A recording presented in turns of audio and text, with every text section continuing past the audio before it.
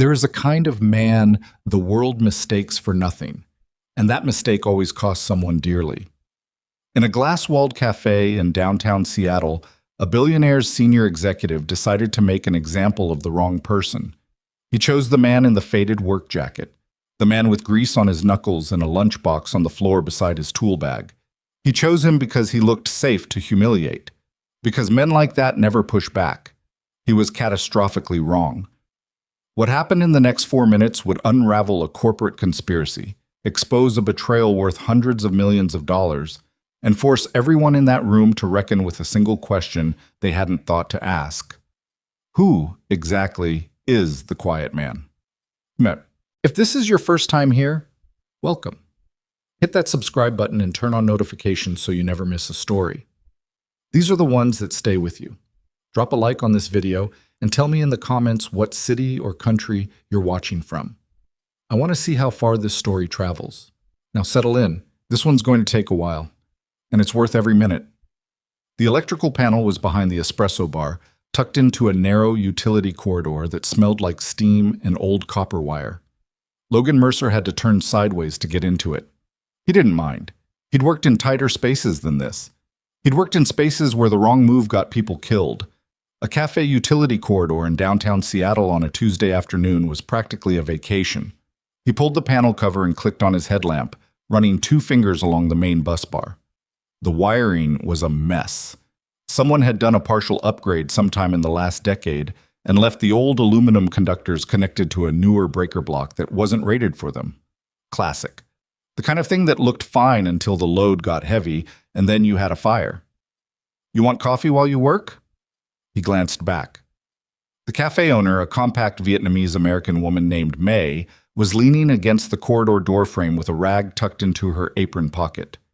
She'd been running this place for 11 years. Logan had done work for her 3 times, once for her hot water heater, once for a refrigeration unit, and now this. She always offered coffee. He always said yes. Black, please. No sugar. I know how you take it, she said, already turning away. He smiled at the panel and went back to work. Logan Mercer was 37 years old, and he looked it, not in a worn-out way, but in the way of a man who'd spent his 30s actually living, which left marks. There were lines at the corners of his eyes that hadn't been there at 30. His hands were rough.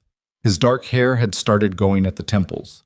He was built like someone who stayed in shape, not because he cared how he looked, but because he'd internalized long ago that your body was equipment, and you had to maintain your equipment. His work jacket was faded olive, one of 4 identical ones he rotated through the week. The name patch above the breast pocket read, Mercer Electrical.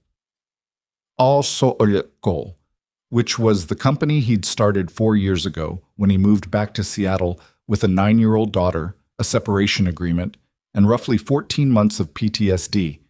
He was still working through with a therapist named Gary, who charged too much and was worth every cent. His daughter was named Cora. She was 13 now. She had his eyes and her mother's mouth and a habit of correcting people's grammar that Logan found secretly hilarious. She got out of school at 3:15. He had to be done here by 2:30 to have any margin, and it was already 12:40. He worked steadily, methodically, not rushing. The job required patience more than speed. You had to trace each circuit, verify the grounding, make sure of the sequence before you touched anything. He'd seen electricians who rushed, and he'd seen what happened afterward. The cafe noise filtered back to him through the corridor. Espresso machines, low music, the murmur of a dozen separate conversations. On Tuesdays, this place filled up with the financial district crowd during the lunch window. People who wore jackets that cost more than Logan's truck payment and talked about things like vertical integration and Q3 projections while their assistants stood nearby holding iPads. Logan had nothing against them. They were just people. Rich people, stressed people, people with their own problems he couldn't see. He'd worked in enough executive suites, doing electrical inspections, security consultations, one strange job he wasn't going to think about right now, to know that money didn't solve the things people thought it would. He finished tracing the 3rd circuit and reached into his tool bag for the replacement breaker. That's when he heard them come in. Not because they were loud, exactly. It was more the quality of the noise they made. A kind of displacement, like water moving ahead of a boat. The conversational temperature in the cafe shifted. People adjusted in their seats. Logan registered it the way he registered everything, cataloged it, filed it, returned to his work. Boots on hardwood. Multiple people. Someone was saying, reschedule the Singapore call. I don't care what time zone they're in. They can adjust. The voice was the kind of voice that had never once in its life considered the possibility that its requests were unreasonable. Logan kept working. He heard them settle at the large corner table, the one May kept open on the reservation system because the building's property manager had an arrangement with someone. Logan didn't know the details. He heard chair legs scraping, a coat being dropped over the back of a seat, the particular way expensive people order food. Not rude exactly, but with an underlying assumption that the person taking their order existed primarily as a mechanism for delivering what they wanted. And I want to go over the Ashford Technologies quarterly projection before she lands. So pull that deck and have it on the screen when Ashford Technologies. Logan placed the name. Big company, software infrastructure, cloud services, some kind of proprietary cybersecurity architecture that was bleeding into the defense contractor space. He'd read about them in a trade publication months ago. Or maybe it wasn't a trade publication. Maybe it was a different context entirely. He set that aside and reached for his wire stripper. May appeared in the corridor entrance with his coffee. She set it on the small shelf beside the panel and leaned close, keeping her voice down. Big group at the corner table, she murmured. I heard. The loud one is some kind of executive. He was here last month, sent his pasta back twice. She said it without visible emotion, but Logan had worked with May long enough to read the subtext. She had a hierarchy of difficult customers, and this man was somewhere near the top of it. I'll be out of your way by 2, Logan said. No rush, she said, which was polite and not entirely true. She refilled his coffee cup from the carafe she was carrying, even though it was still mostly full, which was her way of managing anxiety. Then she went back out. Logan drank the coffee. It was very good. He reached for the panel. Hey. He didn't turn around immediately. In his experience, when someone said hey in a public space, they were usually talking to someone else. He finished threading the wire before he looked. The man standing at the corridor entrance was tall, well-built, somewhere in his mid-40s. He had the groomed look of someone who made sure he was always the most polished person in any room.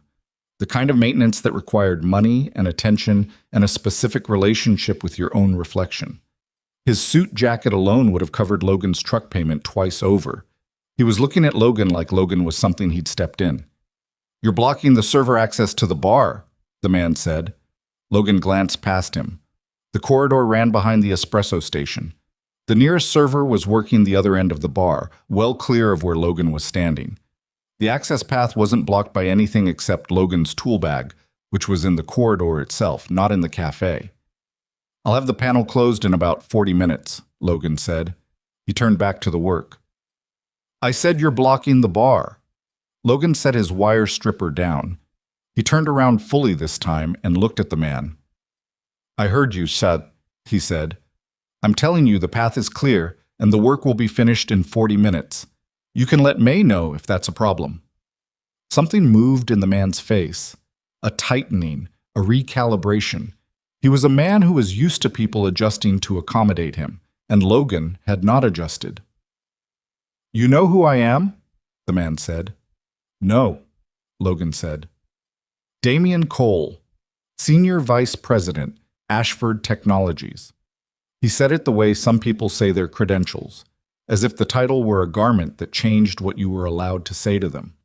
This company has a standard luncheon here twice a month. That arrangement is personal.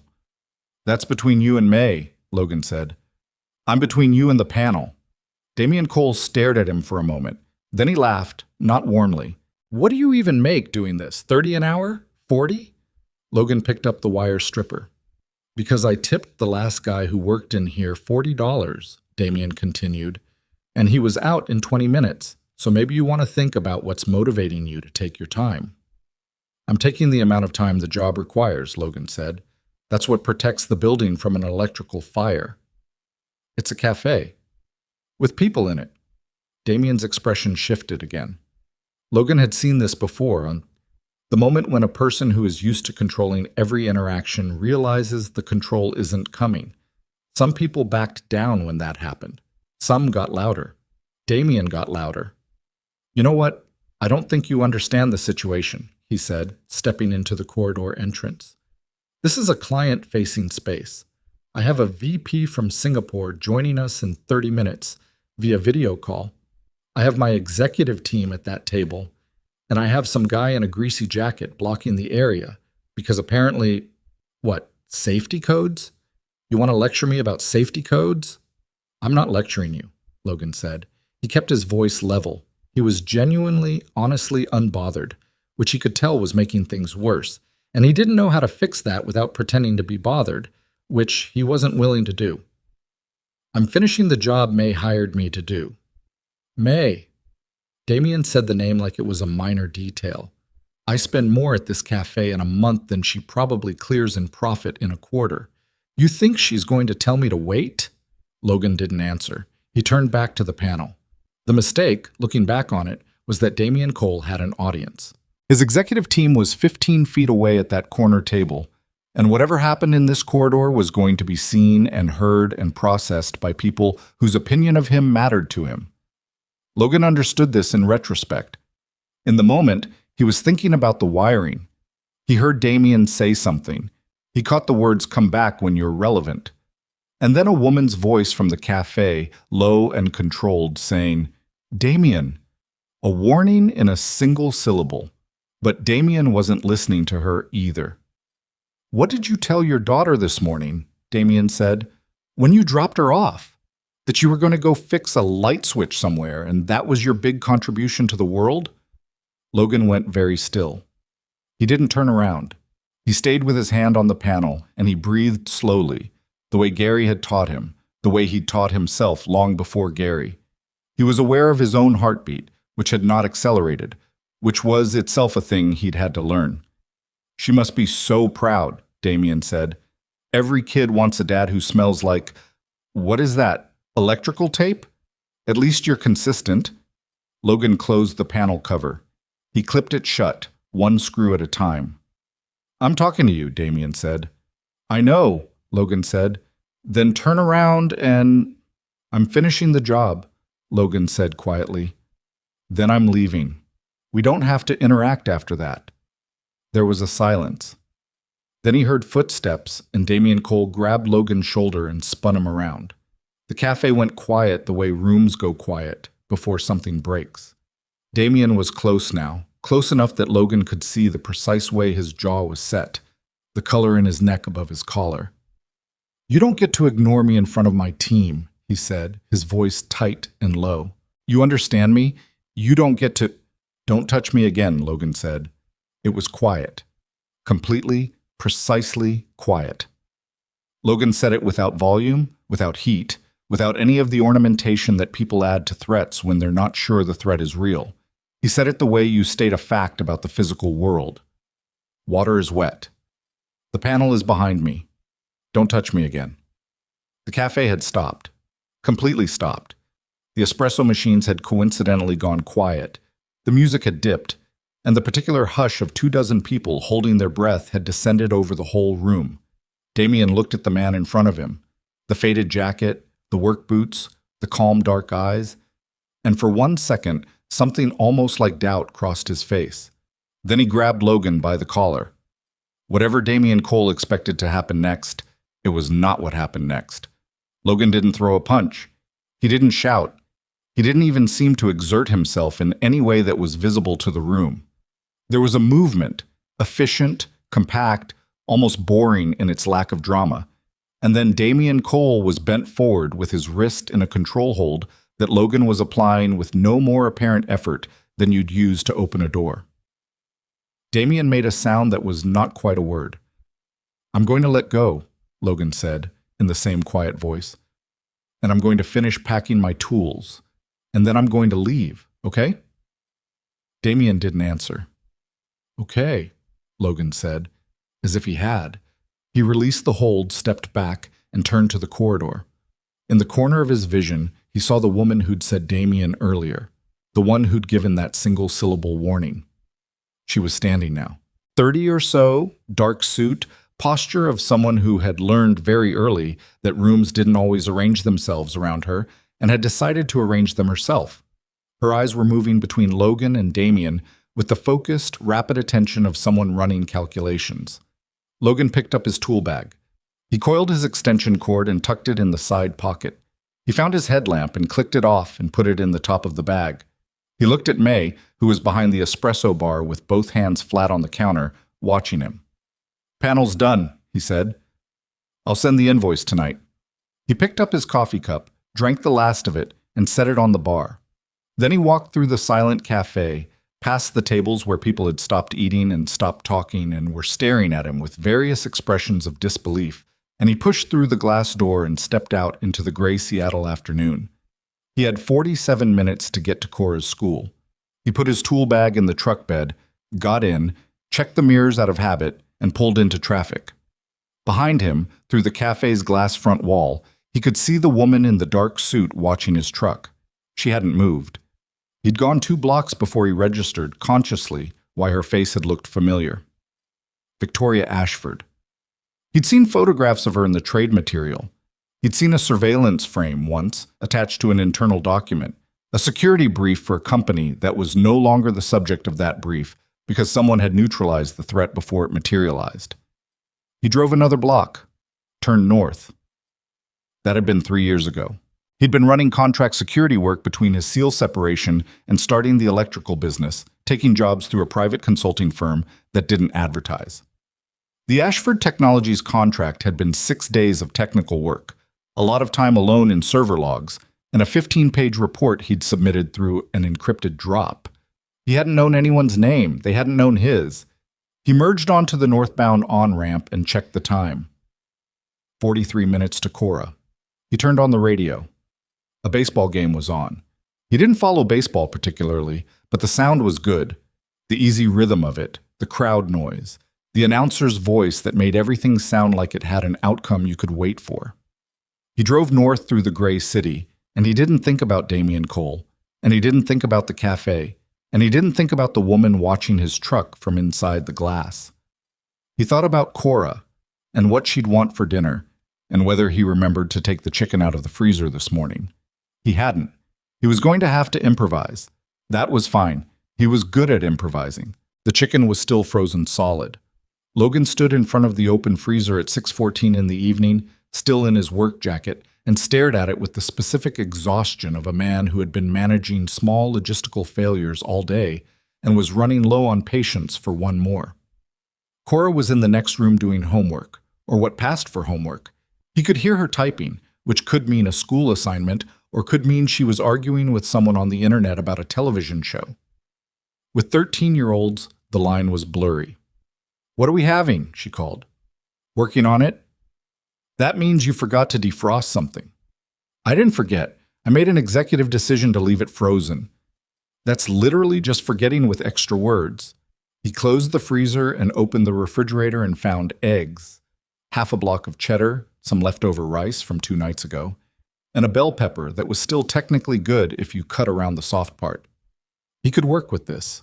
He'd worked with less. He was cracking eggs into a bowl when Cora appeared in the kitchen doorway.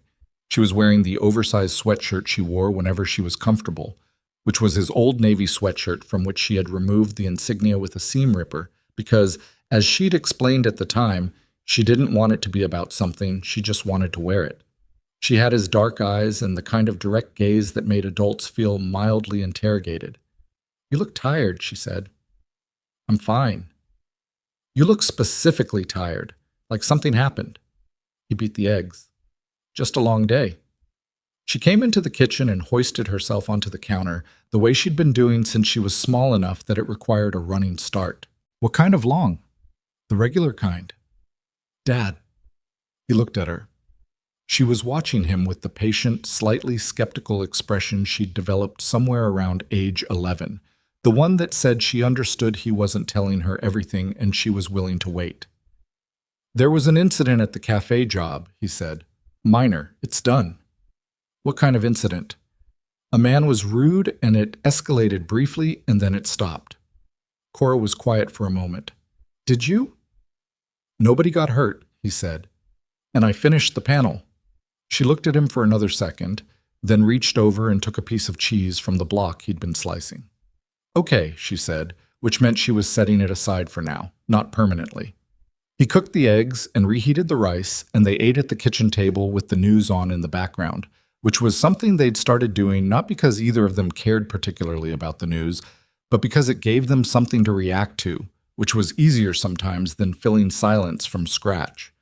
Cora had strong opinions about everything: city planning, climate policy, the anchor's haircut.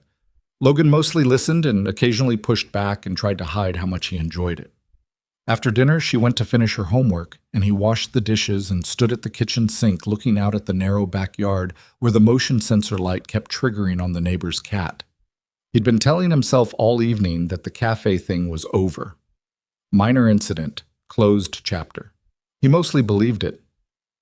The thing was, it wasn't the confrontation itself that was sitting with him. He'd had confrontations. The particular geometry of what happened in that corridor, a man in an expensive suit grabbing someone he thought was powerless, was something Logan had seen many times in many contexts, and it didn't unsettle him. What settled into him instead, and stayed there at the bottom of his chest like a stone you keep turning over, was the moment after. The cafe door closing behind him. The silence of 30 people who'd watched a thing happen and were still processing what they'd seen. And Victoria Ashford standing very still, watching his truck. He turned off the kitchen light. He checked the locks, which was a habit he was aware of and couldn't entirely stop, and went to do the crossword until he fell asleep. He was out by 10. At that same hour, 12 blocks south, Victoria Ashford was in the back of an SUV with her laptop open and her security director on speakerphone, and she was doing 3 things at once and doing all of them imperfectly, which was normal. I need the full footage from the cafe, she said. Maze, the place on 5th. They have a camera system. Get the management to pull the footage from this afternoon between noon and 1:30. Do we have a relationship with the... We don't need a relationship with them. We need to ask politely and explain it relates to one of our employees, and it would help us handle a personnel situation. They'll cooperate. She paused. Actually, do it politely, not like a legal request. Don't lead with the company name. Understood. What are we looking for? I want to see everything from the moment Damien walked in. There was a brief pause on the other end. This is about this afternoon. Yes. He said the repairman was... I know what he said. I want to see what actually happened. She hung up and looked out the window at Seattle moving past in the dark and rain. She'd been watching from the corner table when the whole thing unfolded. She'd been watching Damien escalate from the moment he stood up, had said his name once, clearly, and he'd ignored her. That was its own piece of information. What had stayed with her, though, was not Damien. It was the man in the corridor. She'd been in enough high-stakes situations to know what people looked like under pressure. Real pressure, not inconvenience. She'd sat across from investors who were threatening to pull funding. She'd managed board sessions where people were trying to dismantle everything she'd built. She knew what a composed person looked like versus a person who was masking panic. The man in the work jacket had not been masking anything. He'd been genuinely, structurally calm, not the rigid, performative calm of someone who was holding themselves together. Something more settled than that. When Damien had grabbed him by the collar, the response had lasted maybe 3 seconds. One movement, controlled, minimum contact, clean result. Damien bent forward, wrist compromised, the encounter over. It was technical in a way that came from deep practice. The kind of thing you couldn't learn from a self-defense class. That was trained reflex from somewhere serious. And then the man had turned back to his tools, finished packing them, exchanged a few words with the cafe owner, and left. She'd spent the drive home turning over a single fact. He hadn't been angry. Not at the beginning, not during, not at the end. Most people, when they've been humiliated and then grabbed in a public space, feel anger. It shows. Sometimes it shows as aggression, and sometimes it shows as the particular white-knuckled calm of someone suppressing aggression, but it shows. He hadn't been angry. He'd been present, fully, watchfully present. And then he was done. And he left. She opened a new document and typed the name from the invoice copy her assistant had forwarded, Mercer Electrical, Logan Mercer. Then she closed the document without doing anything with it and told herself she was overthinking a minor workplace incident. She thought about the way he'd said, "Don't touch me again." She opened the document back up. The footage arrived to her security director at 11:40 that night and was processed and forwarded to Victoria by midnight. She watched it twice on her laptop in bed with the sound off. The first time she watched it to understand what happened. The second time, she watched to understand Damien. It was thorough in its clarity. The cafe system had 4 cameras, 2 covering the dining floor, 1 on the bar, 1 on the utility corridor entrance. The corridor camera had a partial angle that captured Damien entering, his posture, his positioning, and the sequence of interactions. The bar camera caught Logan's body language during the approach. Every piece of Damien's account, that the repairman had been obstructing service, that he'd spoken first, that the physical contact had been mutual, was simply, directly, visually untrue. Logan Mercer had been working. Damien Cole had approached him. Damien Cole had escalated it.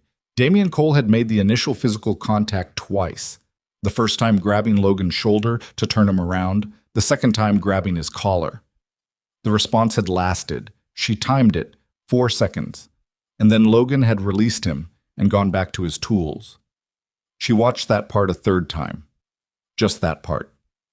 She closed the laptop.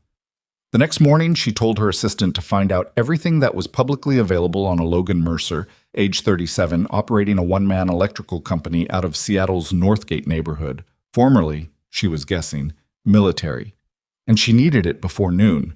Her assistant, who had worked for Victoria for 4 years and understood that before noon meant as fast as humanly possible, came back to her at 10:51. What she'd found was sparse by the standards of what most people left behind on the internet.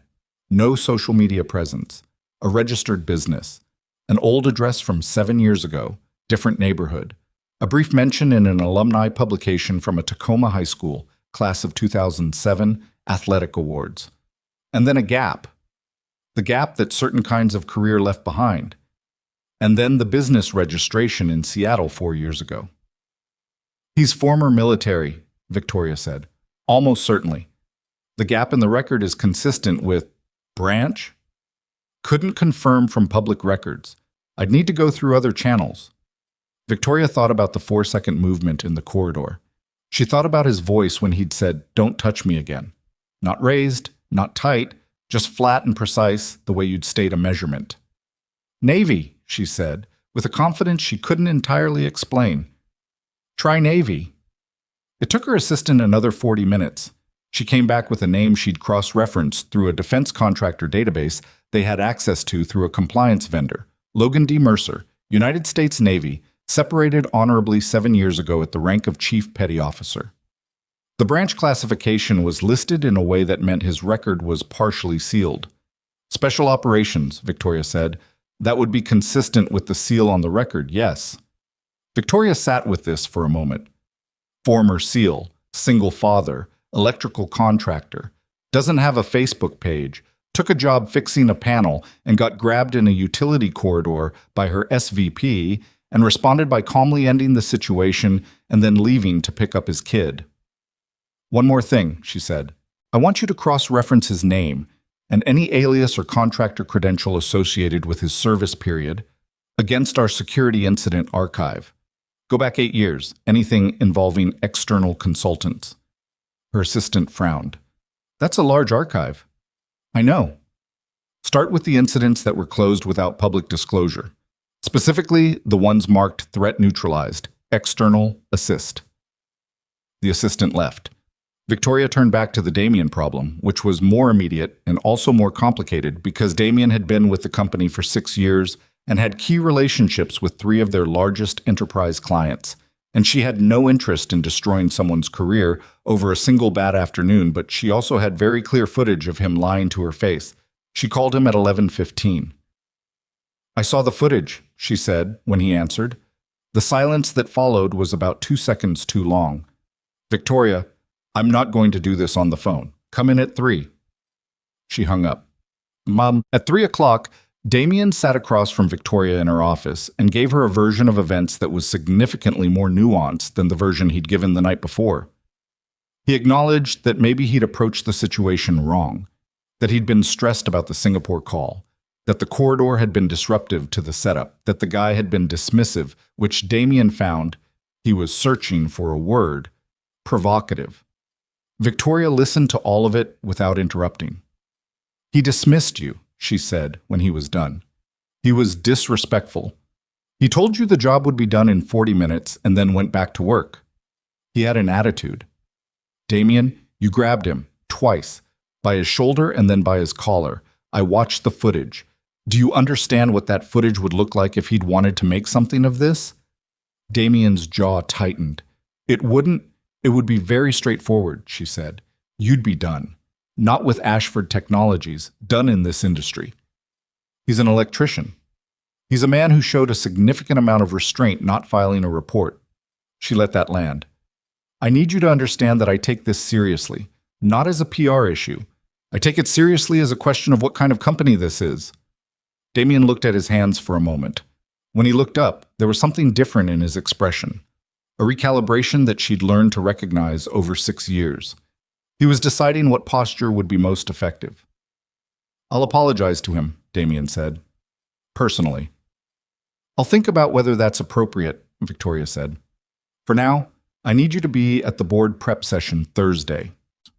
He left, and she sat in the office for a while with the footage still up on her secondary monitor, paused on the moment Logan Mercer walked out of the café. Her assistant knocked and came in. I found it, she said, and her voice had the particular quality of someone who was trying to stay professional about something surprising. She set a printed summary on Victoria's desk. A security incident from 3 years ago. A sophisticated, coordinated intrusion targeting Ashford Technologies' international contract infrastructure. The kind of attack that, if it had succeeded, would have cost them a contract with an Asia-Pacific defense consortium worth somewhere north of $2 billion. The attack had been neutralized in the early stages by an anonymous external consultant brought in through a third-party security firm. The consultant's report, which was in the archive, was precise, technically exceptional, and 17 pages long. The firm had used a contractor code, no name. Attached to the summary was a contractor credential cross-reference that her assistant had run. One match within the statistical confidence interval. Logan D. Mercer. Victoria read through it twice. She turned it over and read the back as if there might be more information there. Then she set it down and looked at the paused footage on her monitor. The man in the faded work jacket, tool bag over his shoulder, walking out through the glass cafe door into the Seattle rain. He'd spent 6 days saving $2 billion worth of contracts. He'd filed the report, taken the contractor's fee, and moved on. No follow-up contact. No attempt to parlay the access into something more. No name attached to any of it. She picked up her phone and called her assistant back in. Get me his number, she said. Logan Mercer. I want to reach out directly. To say what? Victoria thought about it. To say I'd like to meet, she said, and that we have more to talk about than either of us realized. Logan was on a roof in Fremont the next morning, replacing a damaged conduit run, when his phone buzzed in his jacket pocket. He had his hands full. Literally, both hands occupied with a conduit bender and the tail end of a half-inch EMT, so he let it go to voicemail. When he came down for lunch, he sat on the tailgate of his truck and listened. Mr. Mercer, my name is Claire Ewan. I'm calling on behalf of Victoria Ashford at Ashford Technologies. Miss Ashford would like to schedule a meeting at your convenience, either at our office or a location of your choosing. She'd like to speak with you personally and ask for some of your time. You can reach me at... He listened to the number, then played it again. He ate his sandwich. It was pastrami on rye, slightly compressed from being in his jacket pocket, but still good. He watched a seagull work on something it had found in the parking lot. He thought about not calling back. It was a reasonable option. The cafe thing was done, from his perspective. He had no outstanding business with Ashford Technologies or anyone in it.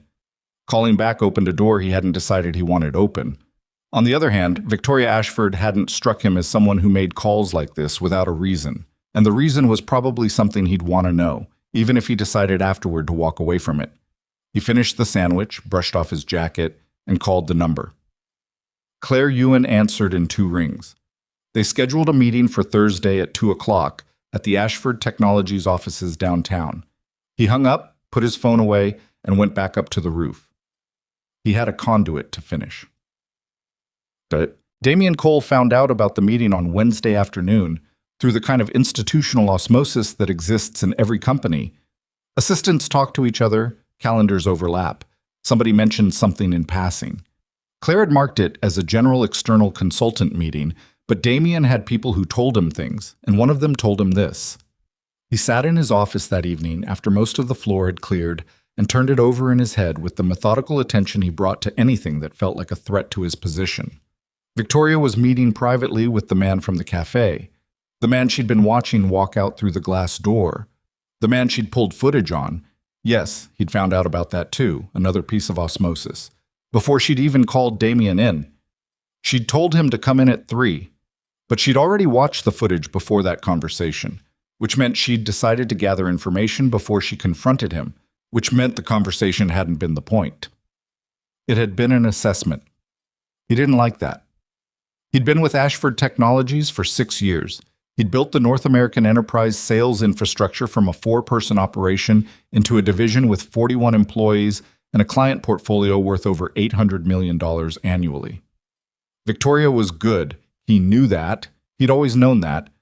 But the company's commercial success in North America was substantially his. That was fact. That was leverage, quiet and structural, the kind that didn't need to be stated. The man from the cafe was a complication. Damien didn't know yet what kind of complication, but he knew that complications were better managed before they developed into something harder to manage. He spent 30 minutes on his computer that evening, and what he put in motion during those 30 minutes was small and careful and left nothing obvious behind. He was very good at small and careful. He'd had practice. Bought that. Thursday came down cold and dry, the kind of Seattle morning that reminded you winter didn't actually care what the calendar said. Logan drove downtown in the truck, found parking on a side street, and walked 3 blocks to the Ashford Technologies building with his jacket zipped up and his hands in his pockets. The lobby was the kind of lobby that was supposed to make you feel something. 30 feet of glass and steel, a reception desk that looked like it had been carved from a single piece of pale stone, the company name in letters that were somehow both small and authoritative. Logan registered all of it, and none of it particularly. He gave his name at the desk, was handed a visitor badge, and waited on a bench near the elevators.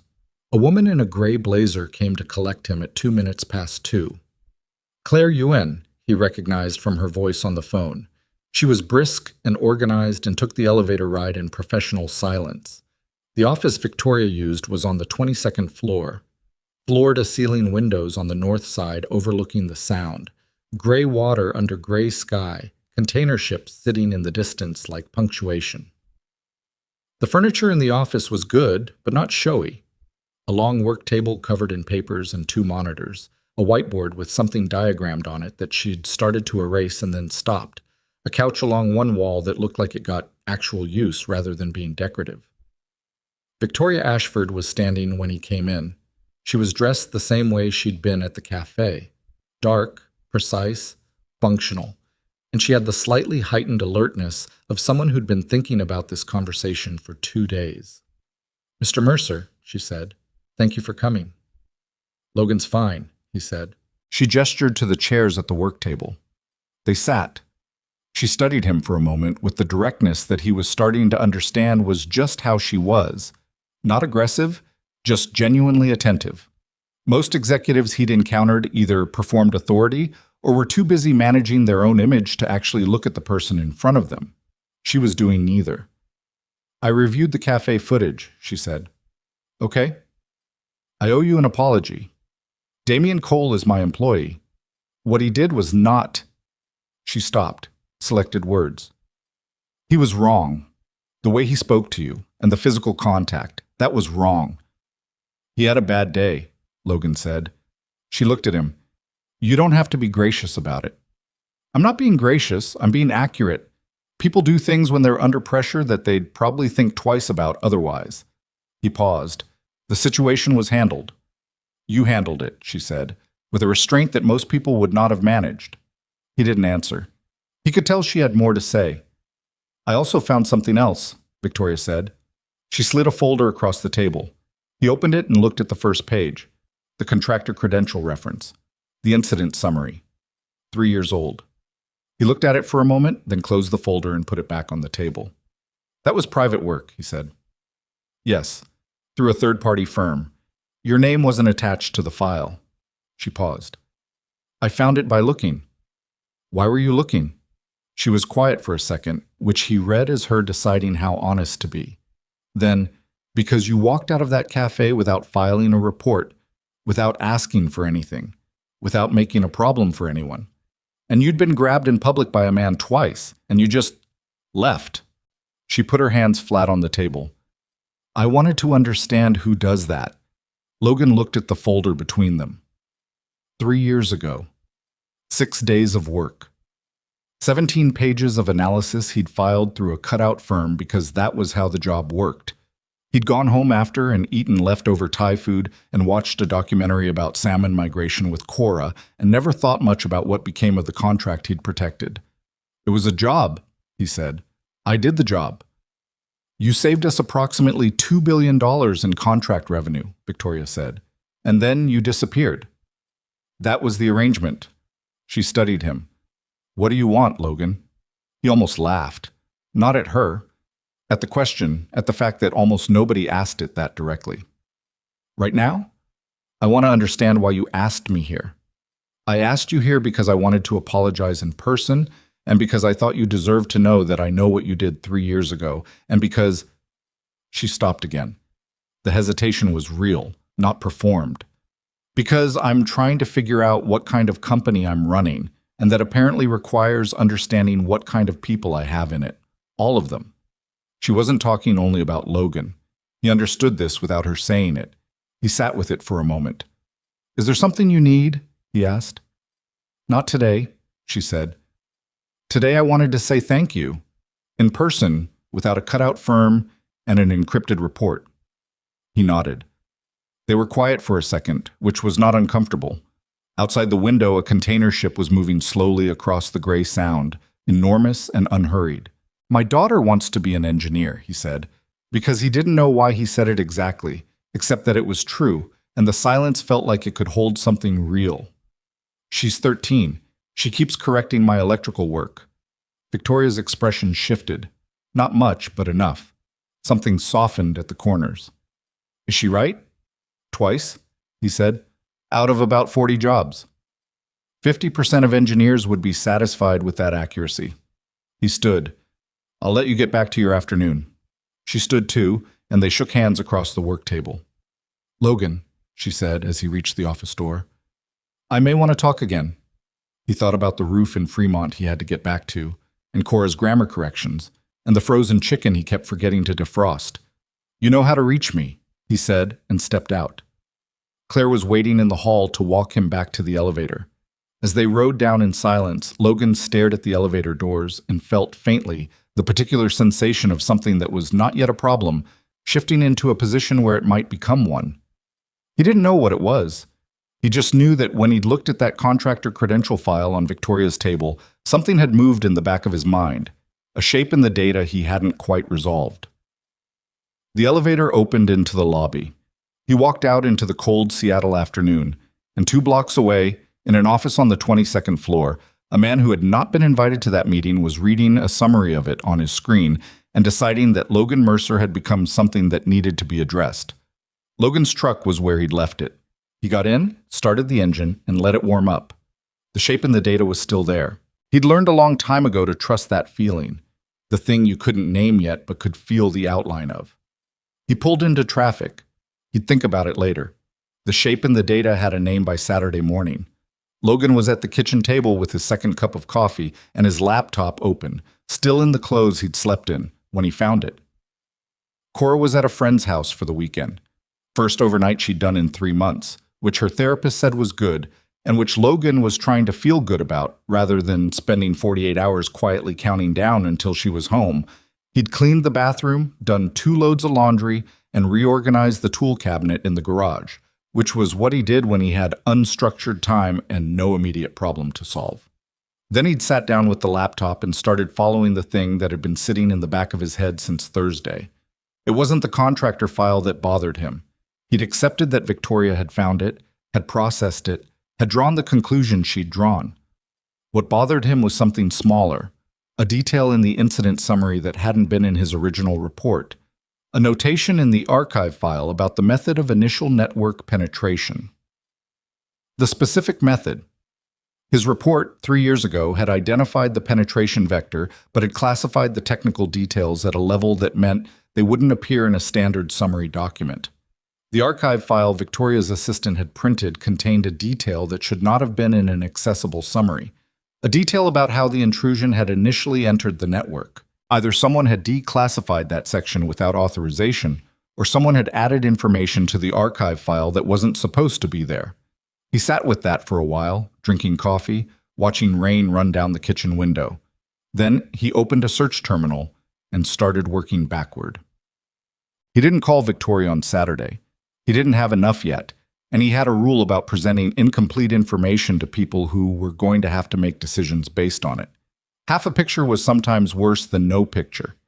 He did call Gary on Sunday evening, which was not a scheduled session, but Gary had told him years ago that the number worked outside of appointments if something was urgent, and Logan used it maybe 4 times a year in ways Gary seemed to actually respect. "I think I'm getting pulled into something," Logan said. "Professionally?" "Yeah." "Do you want to be pulled into it?" He thought about that. Cora was back from her overnight, in the next room watching something on her tablet, and the sound of the house being occupied again had loosened something in his chest he hadn't realized was tight. "I don't know yet," he said. "What would it require from you?" "Time, attention, probably some risk." He paused. "The kind of work I used to do." Gary was quiet for a moment. He was a careful listener, which Logan had come to appreciate. He didn't fill pauses with his own voice just to occupy the space. "And how does that land with you, when you imagine doing that kind of work again?" "Like putting on a coat that still fits," Logan said, "which is either a good sign or a bad sign depending on how you look at it." "It can be both," Gary said. Logan watched Cora through the half-open door. She was lying on her stomach on the couch, ankles crossed in the air, fully absorbed in whatever she was watching. The ordinariness of it was something he'd spent 7 years building, and he did not take it lightly. "I'll call you Thursday," he said. "I'll be here," Gary said. The call to Victoria's direct line came from him on Monday morning, which surprised her enough that she actually answered it herself, rather than routing it through Claire. "I need to show you something," he said. "Not on the phone." She heard the tone and matched it. "Today?" "If you can." She could. They met at noon at a coffee shop 3 blocks from the Ashford Technologies building. Neutral ground, Logan's suggestion, which she'd agreed to without asking why. He was already there when she arrived, at a corner table with his laptop open and a coffee going cold at his elbow. He looked like a man who had not slept well, which was different from how he'd looked on Thursday, and the difference told her something. "Show me," she said, sitting down without taking her coat off. He turned the laptop to face her. He walked her through it methodically. The archive file, the notation, the technical detail that shouldn't have been in the accessible summary, and then the next layer, the thing he'd found Saturday morning. Someone had accessed the security incident archive 14 months ago. The access log showed a login using valid internal credentials. The account belonged to a junior analyst in the IT compliance division who, when you looked at the timestamp, had been on a company-sponsored trip to Chicago at the exact moment of the login.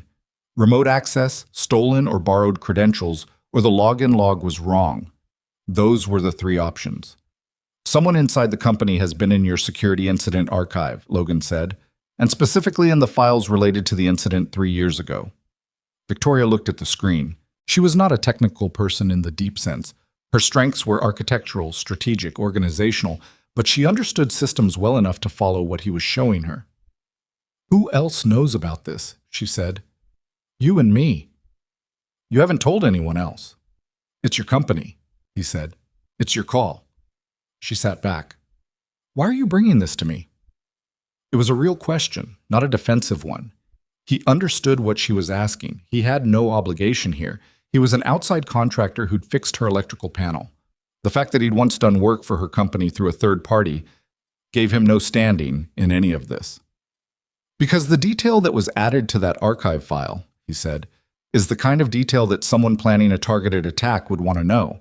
It describes the gap in your system that existed 3 years ago. Whether that gap still exists, I don't know. But if someone was building a profile for a future intrusion, that file is useful. She looked at him steadily. You think this is ongoing? I think it's possible, he said. I think you should look at it seriously. She was quiet for a long moment, staring at the screen. Outside, Seattle lunch traffic moved past the window. Someone at the next table was telling a long story about a parking situation, normal sounds from normal life. What would you need, she said.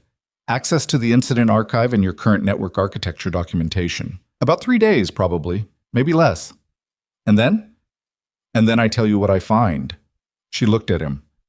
Why does a man who fixes electrical panels know how to do this?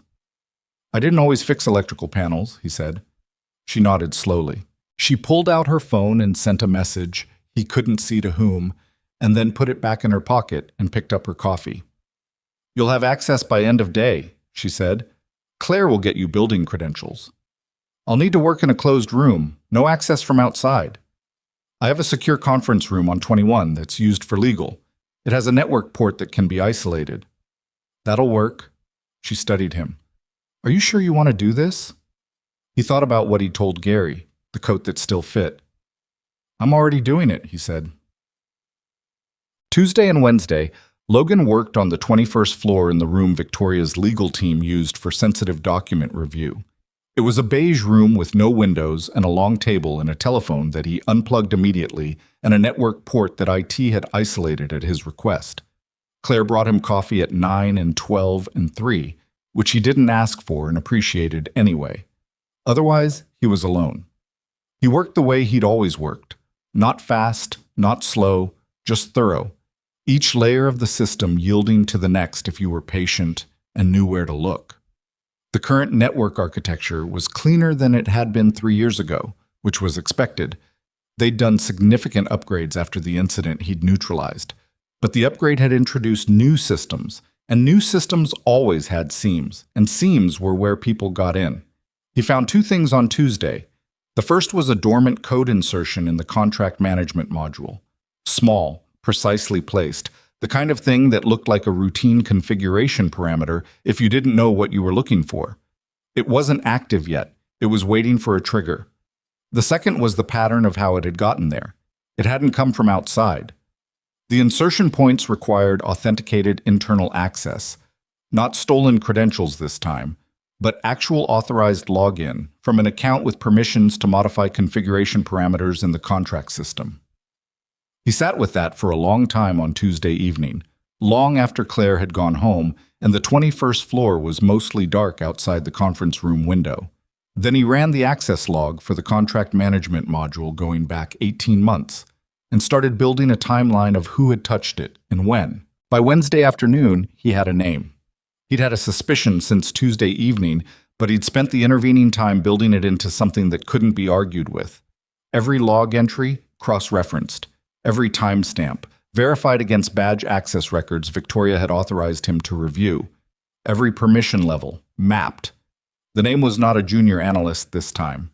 He packed up his laptop, put the physical notes he'd made into a sealed folder, old habit, analog backup, and called Claire. I need to talk to Victoria, he said, tonight if possible, and I need her to arrange for the board security committee to be available tomorrow morning. There was a pause. How serious is this? Serious enough that I don't want to say more on the phone. Another pause. I'll call you back in 10 minutes. She called back in 7. Victoria would see him at 6 o'clock. The board security committee chair, a woman named Dr. Patricia Hale, who'd spent 20 years in corporate risk management before joining Ashford's board, would be looped in. Hale could have the right people assembled for 9 the following morning. Logan thanked her and started the drive downtown. He laid it out for Victoria and Patricia Hale in Victoria's office, starting from the archive anomaly and moving forward in sequence, not because the order mattered for their understanding, but because it mattered for the integrity of the evidence chain. If this ended up in a courtroom, the sequence mattered. Victoria sat at the table without moving for most of it. Dr. Hale, who was 62 and had the focused economy of motion of someone who'd sat through a lot of bad news in a lot of conference rooms, asked 3 precise questions at the end and then wrote something in a notebook. When Logan finished, the room was quiet. "The dormant code," Victoria said. "When would it activate?" "When someone triggers it from outside," Logan said. "The trigger would come through a specific external connection point. When that connection is made, the code executes. It would effectively hand control of the contract management system to whoever is on the other end. And the contract system controls access authentication for the international contracts, signing authority, document routing. If someone owned that system for even 40 minutes, they could redirect, void, or corrupt a significant volume of active contracts."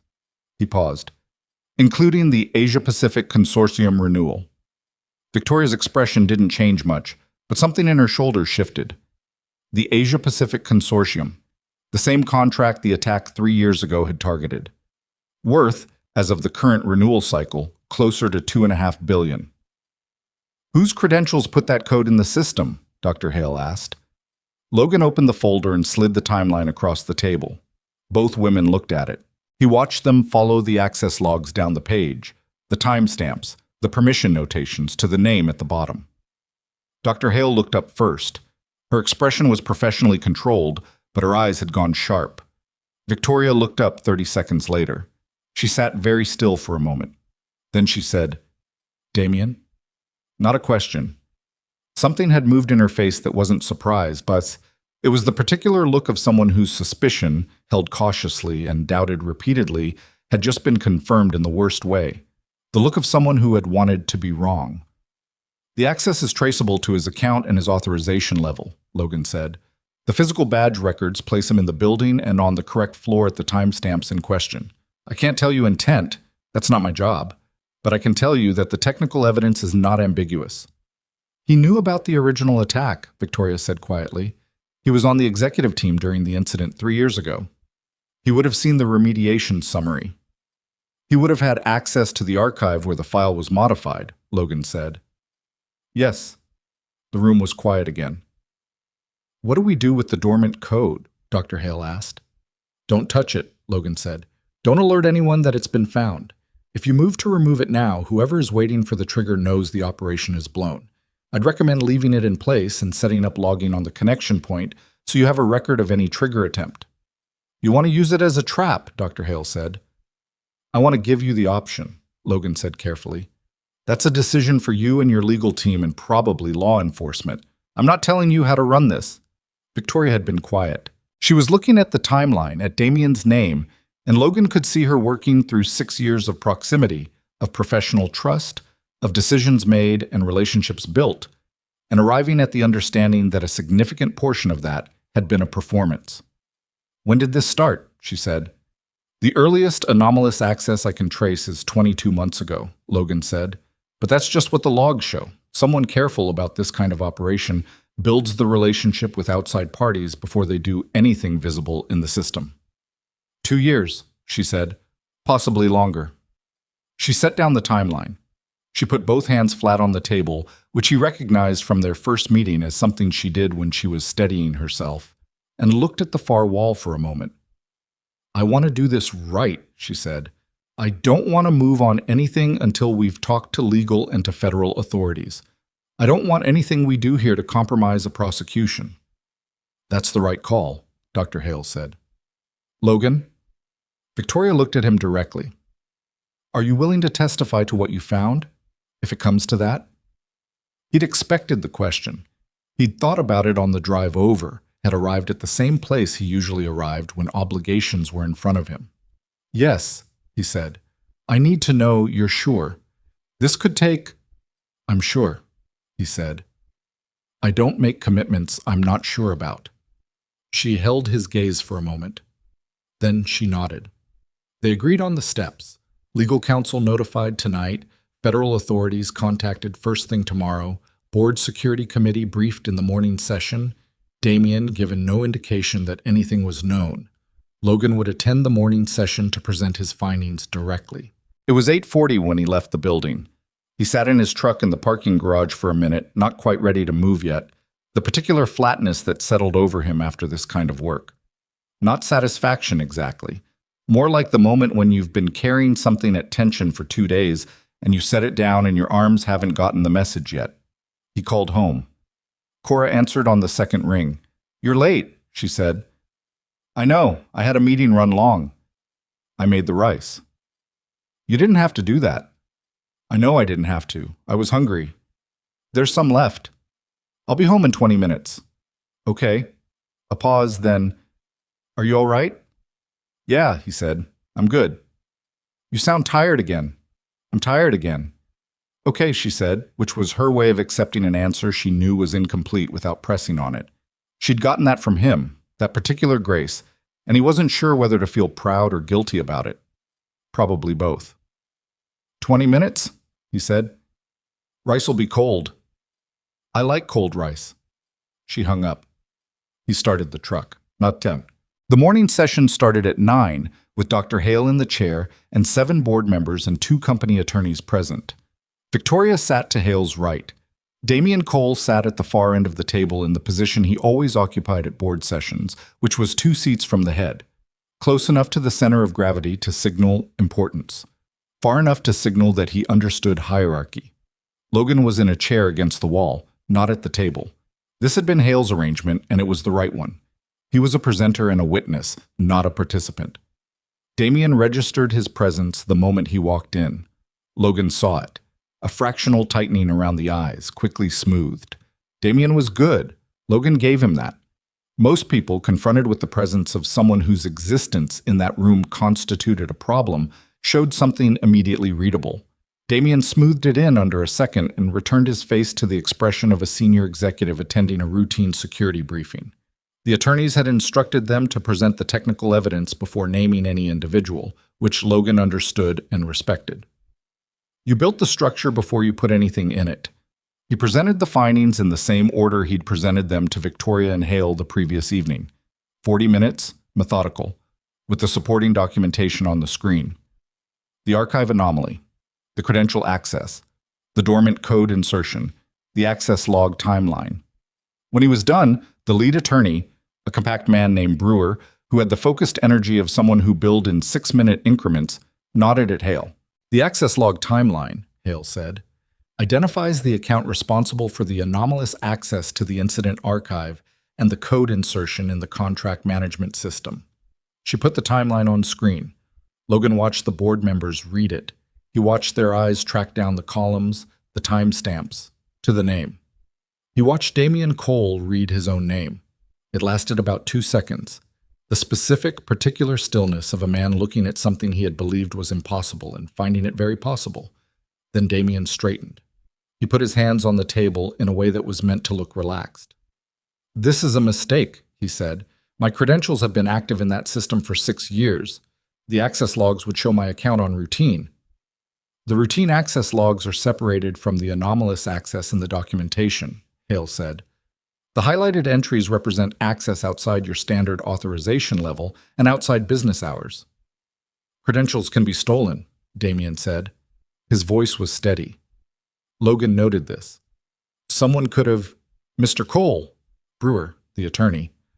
"The physical badge records for the dates and times in question show your keycard access to the building, the elevator, and the relevant floor."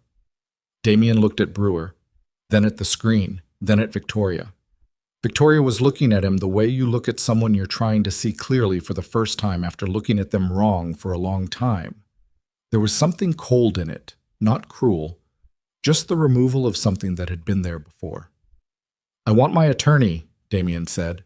"Of course," Brewer said. What happened next was not dramatic. There was no shouting. Damian sat with his hands on the table and his jaw set, and 2 members of the board's security team, who had been outside the room for this reason, came in at Hale's signal. They were polite about it, professional. Everyone in the room was professional about it, which was somehow the more unsettling way for it to go. Damian stood. He straightened his jacket. He looked at Logan, and in that look was something Logan had seen before in other contexts. The specific expression of a man who has realized that the piece he underestimated was the piece that cost him everything. Not anger exactly, more like recalibration, arriving too late. "This isn't over," Damien said. It was directed at the room generally, not at Logan specifically, which told Logan it was at Logan specifically. Nobody answered him. The security team walked him toward the door. It was at the door that it happened. Logan had been watching Damien's hands, old training, you watch hands, and he saw it before anyone else in the room did. The drive. A small USB drive on a lanyard inside Damien's jacket pocket, and Damien's hand moving toward it. The evidence drive. The one that would contain, Logan guessed, the secondary documentation that Damien was trying to remove from the building. Logan was out of his chair before he'd consciously decided to move. He crossed the room in 3 steps, got between Damien and the door, and took Damien's wrist in the same controlled hold he'd used in a cafe utility corridor 6 days ago. Clean, minimal, efficient. The drive stayed where it was. Damien went very still. The room went very still. "Give it to Mr. Brewer," Logan said quietly. For a long moment, Damien didn't move. Logan could feel the tension in his wrist, the calculation happening behind his eyes. Then Damien reached into his jacket with his free hand and put the drive on the conference table. Logan released the hold and stepped back. He looked at the room, the board members, the attorneys, Victoria at the table with her hands still flat in front of her. All of them had seen it, the movement, the hold, the drive on the table. All of them had seen, in a single moment, the complete picture. Who had been the problem from the beginning, and who had been doing, from the first moment to this one, exactly what needed to be done. The security team walked Damien Cole out of the room. The door closed behind them with a sound that was almost nothing, the soft mechanical click of a latch catching, and the silence that followed was the kind that happens after a thing has ended. Brewer picked up the drive with a pen through the lanyard and bagged it. Hale made a note. The board members looked at each other with the subdued, slightly stunned expressions of people who had just watched something they would be talking about for a long time. Victoria looked at Logan. He was already moving back toward the chair against the wall, the observer's chair, the place where he'd been before and would be again. He sat down, put his folder on his knee, breathed once, slowly. Outside the conference room windows, Seattle was doing what Seattle did. Gray sky, motion, the ordinary business of a city that didn't know or care what had just happened on the 22nd floor of a glass and steel building on Fifth Avenue. Logan looked at his hands. They were steady. They were always steady, and he was never entirely sure whether that was something to be grateful for or something to sit with carefully, the way you sit with anything that has become too automatic to feel. He sat with it. The meeting continued around him, Brewer coordinating with the federal contacts, Hale directing the next steps, the machinery of consequence beginning to move. Logan answered the questions addressed to him and was quiet when questions weren't being addressed to him, which was how he'd always operated in rooms like this one. At 11:40, Dr. Hale called a brief recess and the room began to empty for the break. Victoria walked to the chair beside Logan and sat down. She didn't say anything for a moment. He didn't either. "The drive," she said finally. "You saw it before anyone else." "Habit," he said. "Good habit." She looked at the conference table where Brewer had been sitting. "I keep trying to figure out when it started. With him. 2 years, you said, maybe longer." She shook her head slowly. 6 years I worked alongside that man." "People compartmentalize," Logan said. "The version of himself he showed you was probably real. People aren't usually one thing." She looked at him. "Is that something you believe?" "It's something I've had to believe," he said. "Otherwise you stop trusting everyone, and then you're just alone." She was quiet for a moment. "How do you know when someone is worth trusting?" He thought about Cora, who'd made the rice because she was hungry and left some for him because she assumed he'd be home eventually. He thought about May, who'd refilled his coffee when it was already full. He thought about Gary, who answered the phone outside of scheduled sessions without making it a thing. "You don't really," he said. "You make a judgment. You watch. You stay attentive." He paused. "And sometimes you're wrong. And then you figure out what to do about that." Victoria absorbed this. She straightened in her chair.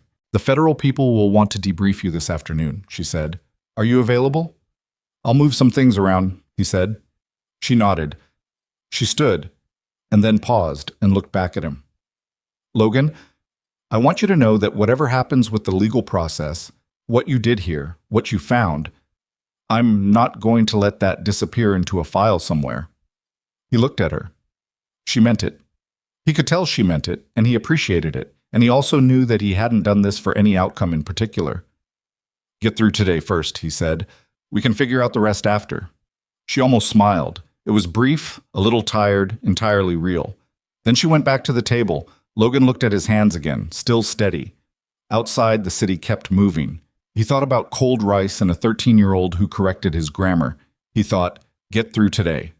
That was the job. The federal agents arrived at 2:15. There were 3 of them. 2 from the FBI's cyber division out of the Seattle field office, and 1 from a federal contractor oversight unit whose exact affiliation Brewer explained, and Logan immediately understood and didn't ask follow-up questions about.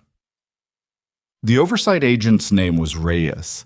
She was somewhere in her late 40s, wore a jacket that had seen more field work than desk work, and had the particular quality of attention that Logan recognized from people who had spent significant portions of their careers in rooms where the wrong read on a situation had consequences. She shook his hand, looked at him for about 2 seconds longer than a social handshake required, and then moved on without commenting on whatever she'd clocked. The debrief took 3 hours.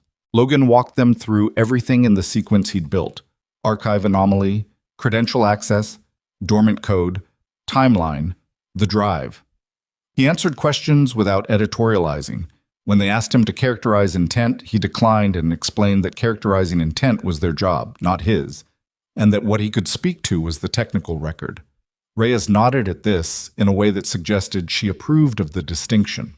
At one point, the younger of the 2 cyber agents, he looked about 30, had the slightly over-eager quality of someone still in the phase of their career where they wanted to demonstrate how much they knew.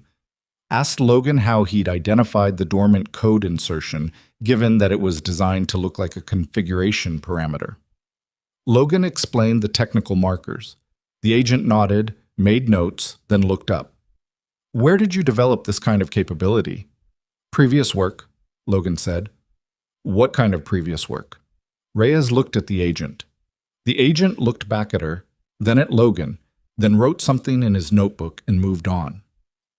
After the debrief, Reyes walked Logan to the elevator herself.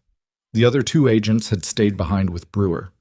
She pushed the button and they stood in the hallway for a moment while they waited. The code insertion, she said. The trigger connection point you identified. We're going to want to use that. Victoria already said she'd cooperate with that. I know. I'm going to want your read on the architecture when we set it up. Someone with your background. She paused. I'm not asking officially right now. I'm telling you it'll probably come up. I know how this works, he said. She looked at him again with that 2-second look. Yeah, she said. I figured. The elevator came. He got in. She stayed in the hallway. Mercer, she said as the doors started to close. He held them. You did good work, she said. Simply. No performance in it. He let the doors go. It was 5:40 when he got back to his truck. He sat in the parking garage with the engine off for a moment, running through the math on the day. He had a job in Ballard tomorrow that he'd pushed from this morning, a panel inspection for a small apartment building, nothing complicated, but the property manager had already rescheduled twice, and Logan didn't like being the 3rd delay. He'd need to call tonight and confirm. He also needed groceries. He had eggs and approximately 1 meal's worth of anything else. He started the engine and thought about nothing in particular for about 30 seconds, which was what he allowed himself before the operational focus dropped and the ordinary life reasserted itself. Then he pulled into traffic. His phone rang through the truck's speakers. Victoria. I wanted to catch you before you got too far, she said. I'm 2 blocks out. The FBI confirmed they're proceeding with the trigger trap on the connection point. They want it operational within 48 hours. A pause. They asked for you by name, Reyes specifically. I figured she would. Are you willing? Yeah. Another pause, longer. Are you all right? The question landed differently coming from her than he'd expected. Not intrusive, was nam. She wasn't the type for intrusive. More like she'd decided it was worth asking and had asked it directly. "I'm fine," he said. Then, because it was her and she'd earned a slightly more complete answer, "Long day. I'll be better once I've eaten something and slept." "I should have had someone bring you lunch. That didn't occur to me until about 4 o'clock, and by then it seemed too late to mention." "You had other things on your mind." That's not an excuse. She said it without self-flagellation, just a straightforward acknowledgement of a thing she should have done differently. He found that quality in her genuinely unusual. Most people either over-apologized or didn't apologize at all. "Victoria," he said, "I'm okay. Go home. A beat. I don't actually know if I remember where that is." "It's the place where your furniture is," he said. She made a sound that was almost a laugh. "Thank you for today. I'll see you Thursday," he said, and hung up. Cora was at the kitchen table with homework spread across every available surface when he got home, which meant she'd claimed the space and he was going to be eating standing at the counter. This was a negotiation they'd been having since she was 10. "There's no groceries," she said, without looking up. "I know. I'm going to the store in 20 minutes. I already ordered pizza." He stopped in the kitchen doorway. "You ordered pizza. You're always 20 minutes from the store, and then it turns out to be an hour." She looked up. She had a pencil behind her ear and one of his old flannels over her school clothes and the direct, slightly challenging expression that meant she was right and knew it, and was giving him the opportunity to acknowledge this without her having to say it out loud. He was right, and she was right. It would have been an hour. "What did you order?" "Half pepperoni, half vegetable, because you'll say you want pepperoni and then eat my half." "I don't do that." "Dad, you do that literally every time." He hung up his jacket. "What's the homework?" "Chemistry and a history essay about the causes of the First World War that I've been putting off for a week, and now I have to do it tonight." "What's your thesis?" "That's what I'm trying to figure out." He washed his hands and came and sat at the end of the table that she'd left clear, which was thoughtful and not accidental. She went back to her chemistry. He sat there and didn't say anything for a while, which was something they'd learned how to do. Share a room and a silence in a way that was comfortable rather than pressured. "The meeting was important," she said eventually. It wasn't a question. "Yeah. The kind you used to do, before." He looked at her. She was looking at her chemistry textbook. 14 months ago, she'd asked him, in a way that was careful and precise, and clearly something she'd been building up to, what exactly he had done in the Navy. He told her the broad shape of it, the training, the operational work, the kind of problems he'd been sent to solve. He hadn't told her details, and she hadn't asked for them. She'd sat with the broad shape for a few days, and then she'd said, "I think I always kind of knew," and moved on. "A version of it," he said. She wrote something in her notebook. "Are you going to keep doing it?" "I don't know yet." "Do you want to?" He thought about the coat that still fit, the 3 hours with the federal agents in which something in him had been exactly where it was supposed to be, running at a level of focus and precision that his regular work didn't require. He thought about the dormant code sitting in a contract management system, waiting, and the shape of the operation around it still incomplete. "Parts of it," he said honestly. She nodded once, like she was filing that away. "Okay," she said. Then, "The pizza will be here in like 20 minutes. Don't eat my half." "I'm not going to eat your half." She gave him a look that was half skepticism, half affection, and turned back to her work. He sat at the end of the table and looked at his daughter doing her homework in his kitchen, in his flannel, with a pencil behind her ear, and felt something that was not complicated and did not require naming. The next 48 hours moved in a particular rhythm that Logan had experienced before, the compressed focus of an operation in progress, where time split itself into task segments rather than hours, and the parts of your brain that managed ordinary life went quiet to free up bandwidth for the work. He did the Ballard panel inspection Thursday morning and was professional about it and managed not to think about anything else the entire time, which was important. The property manager asked if everything was okay because Logan seemed distracted. Logan said he was fine and found a wiring issue in Unit 4 that would have caused problems inside a year, which refocused the conversation. He was at the Ashford Technologies building by 1 o'clock. The setup for the trigger trap was Reyes's operation. Logan was a technical consultant, not the lead, and he was clear on that distinction. His role was to verify the technical parameters of the connection point, advise on how the trigger would likely be initiated from the outside, and identify any secondary paths that the external party might use if the primary connection was blocked. He worked with a cyber agent named Torres, not the eager one from the debrief, a different one, quieter, technically sharper, in the isolated conference room on 21. They went over the architecture for 4 hours. Torres was good. Logan told him so, which Torres received with a brief nod and no visible change in expression. Logan respected that. By Thursday evening, the trap was set. By Friday morning, it had caught something. The alert came at 6:52 a.m. Logan was in his truck halfway through a coffee, parked 2 blocks from the Ashford building because Reyes had asked him to be available before business hours. His phone lit up. Torres, direct line. Connection attempt, Torres said. External, the trigger point. Did it execute? No, the modified version redirected it. We have the originating address and we have a partial handshake, enough to trace the chain. A pause. It's offshore routing, but the pattern's consistent with a domestic origin. Reyes is running it now. What do you need from me? Can you come up? There's something in the handshake structure Reyes wants your read on. He was already getting out of the truck. The handshake structure was interesting. Logan looked at it for 12 minutes and told Reyes what he thought, which was that the routing chain had a fingerprint he'd seen before. Not this specific chain, but this architecture. Someone had used a similar structure in the original attack 3 years ago, the one he'd neutralized. Reyes looked at him steadily. Same party? Same methodology, Logan said. Whether it's the same party or someone who bought the same playbook, I can't say. Can you build me a comparison? He spent 2 hours building the comparison. It held up.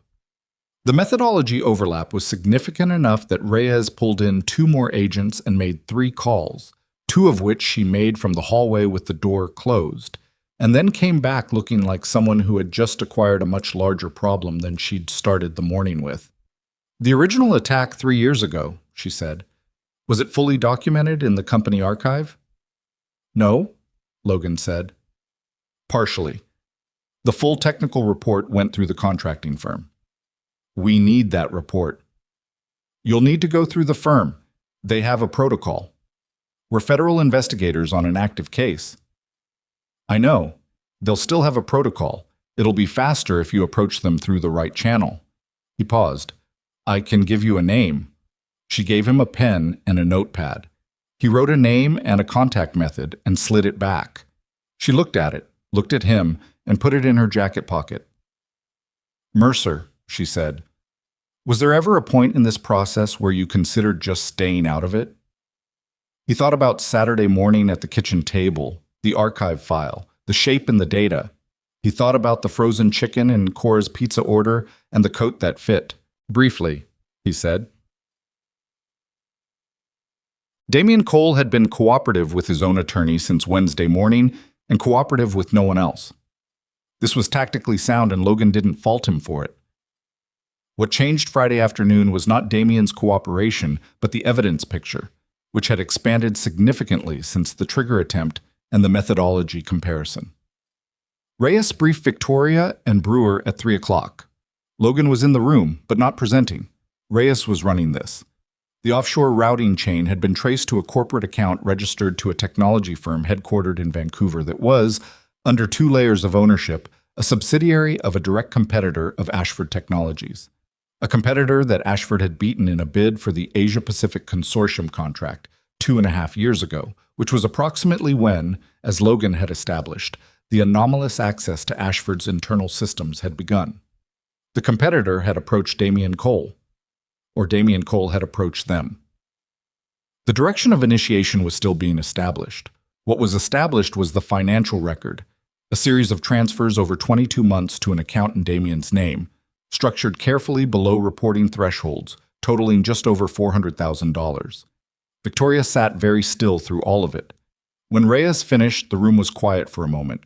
Then Victoria said, "He sat in board meetings for 2 years. He knew the direction of the company, what we were building, what we were protecting. He sat there. She stopped. She put her hands flat on the table. $400,000. It's possible the financial arrangement developed gradually, Reyes said. These things often do. Initial contact, small exchanges of information, escalating over time. I know how it works, Victoria said. Not harshly. Just tired. I just didn't think I was... She stopped again. I should have seen something. You weren't supposed to see it, Logan said. That was the point. She looked at him. He held her gaze. People who do this well, he said, don't give you something to see. They give you something comfortable to believe. That's not a failure of your judgment. It's a description of their skill. She was quiet for a moment. Then she nodded slowly and looked at Reyes. What do you need from us to move forward? Impact. By 4:30, the formal arrest coordination was in Reyes's hands, and the Ashford Technologies legal team was managing the documentation chain, and Logan's technical role in the active operation was essentially complete. He sat in the isolated conference room on 21 for a while, after everyone else had moved to other rooms, just sitting, the laptop closed, the folder on the table in front of him. He thought about a very specific moment. Not the arrest coordination, not the methodology comparison, not the handshake structure at 7 in the morning. He thought about the board session on Thursday, when Damien had looked at his own name on the timeline and the calculation had run behind his eyes. The moment when someone understands that the story they've been building, the version of events that keeps them safe and right and ahead of everything, has collapsed, and they are standing in what's actually true. Logan had seen that moment in people before. It didn't make him feel good. It didn't make him feel bad exactly either. It just was what it was. The thing that happened when the distance between a constructed version of yourself and the actual record of what you'd done closed to nothing. He thought about the 4-second movement in the cafe corridor that had started all of this. Damien grabbing his collar, the hold, the release, the tool bag, the door. If Damien had just let him finish the panel, if he'd ignored the man in the faded jacket the way the rest of the cafe had, none of the rest of it would have happened, or not in this sequence. The dormant code would have been triggered, the contract system would have been handed over, and whatever Damien and the people behind him had planned would have been considerably further along before anyone noticed. Instead, he'd grabbed a man he'd decided was beneath his attention. Logan didn't have a clean thought about that. It wasn't tidy. The fact that Damien's arrogance had exposed his own operation was not justice, exactly. It was just what had happened. Consequence and cause didn't always line up in the satisfying way narratives preferred. He picked up the folder, put it in his bag, and closed the laptop. Claire knocked and came in. She looked tired in the way that the entire building looked tired. Not the tiredness of a long day, but of something structural having shifted, the organizational body's response to discovering that one of its own had been working against it. She wants to see you before you go, Claire said. Victoria. He followed her down the hall. Victoria's office had the feeling of a room where a lot of talking had happened recently. Chairs slightly displaced, the whiteboard with new writing on it, 2 coffee cups that had been there long enough to go cold. She was standing at the window when he came in, looking out at the sound. The light was going. Seattle's late afternoon gray had softened into something closer to blue. She turned when she heard him. She looked like someone who had spent 6 hours doing hard things and was still upright, which Logan recognized as a specific kind of strength, not the absence of being affected, but the capacity to keep functioning while being affected. Thank you, she said. I know I've said that. I'm saying it again. You don't have to keep saying it. I know I don't have to. She moved from the window to the work table, not sitting, just standing near it. The board wants to offer you compensation for the work this week, beyond the cafe panel. A brief pause. Significantly beyond. That's between me and legal, he said. I don't need to talk about it right now. There's something else. She looked at him directly. The board also discussed a role, formally, overseeing corporate security, the full division. It would be a significant position. He'd expected something like this. He'd been thinking about how to respond to it since Thursday. "I'm a one-man electrical company," he said. "That's not actually an argument against it. I have a daughter in 8th grade. I coach her soccer team on Saturday mornings. My life is arranged in a specific way that works." He paused. "An executive position at a company this size doesn't fit into that arrangement." "I know," she said. She'd known he'd say no. He could tell she'd known. "I told the board you'd likely decline, but they wanted the offer made properly." She leaned against the table. "Is there an arrangement that would work? Something that doesn't require you to become someone you're not?"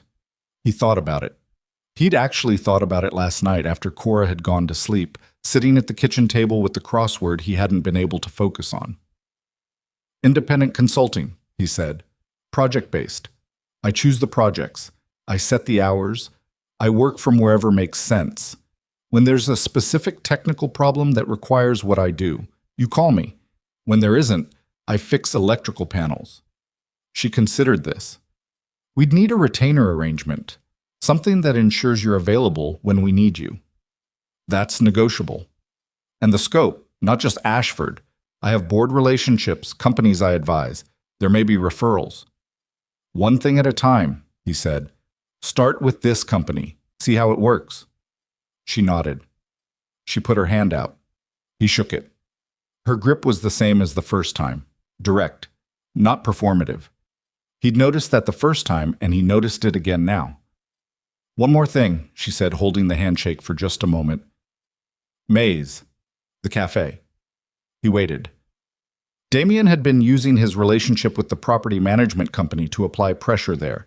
Lease terms, inspection scheduling, things that weren't technically violations but were designed to make her life difficult. Victoria let go of his hand. "That stops. I'm going to make sure of it. I have a board member who sits on the property management company's advisory panel, and this conversation is going to happen Monday morning." Logan looked at her. He thought about May, refilling his coffee when it was already full. 11 years running that cafe. The way she'd said no rush when she'd meant something more complicated. "She doesn't know about any of this," Logan said. "She won't have to. The pressure will just stop." He nodded. He picked up his bag and started for the door. "Logan?" Victoria said. He turned. She was standing at the work table with the blue-gray light from the window behind her, and she looked like someone who had just come through something and was still figuring out what it had changed about the landscape. "I'm a better judge of people than I've been acting like this past week," she said. "I want you to know I know that. I let the way things looked override the way things were, and it cost this company, and it could have cost a lot more." She paused. "I don't intend to do it again." He thought about what to say to that. He thought about the right words, the professional acknowledgement, the appropriate response. "You figured it out," he said. "That's not nothing." She held his gaze. "Go home," he said, the same thing he'd told her on the phone 2 nights ago. This time she almost smiled. It was still brief, still a little tired, still entirely real. He walked out. The elevator down was empty. He stood and watched the numbers drop and thought about the week. The panel in the cafe, the corridor, the footage, the archive, the dormant code, the handshake pattern, the boardroom, the drive on the table, the chain of it, the way each link had followed from the last. He didn't think of himself as someone who operated in straight lines. Most of the things that had mattered in his life had come at angles. The decision to enlist, the team he'd built, the end of his marriage, Cora, Seattle, the electrical business, Gary. None of it had been the path he'd planned when he was younger and thought paths were things you planned. The lobby, the stone desk, the automatic doors, cold air, the smell of rain that had happened while he was inside, the sound of the city doing what cities do in early evening, shifting register, the daytime noise settling into the nighttime variety.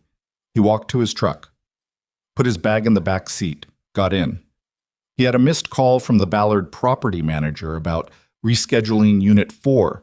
He had a text from Cora that said, "Are you eating dinner at home tonight, or should I eat at Ashley's?" with a series of question marks that communicated mild exasperation. He had a voicemail from Gary, which was unusual. Gary didn't usually initiate, that said simply, Give me a call when you have a minute, no urgency. He texted Cora first. Home, 1 hour. Don't eat at Ashley's. She responded in 40 seconds. Okay, but we're out of everything. I'll stop at the store. You always say that I will stop at the store. A pause.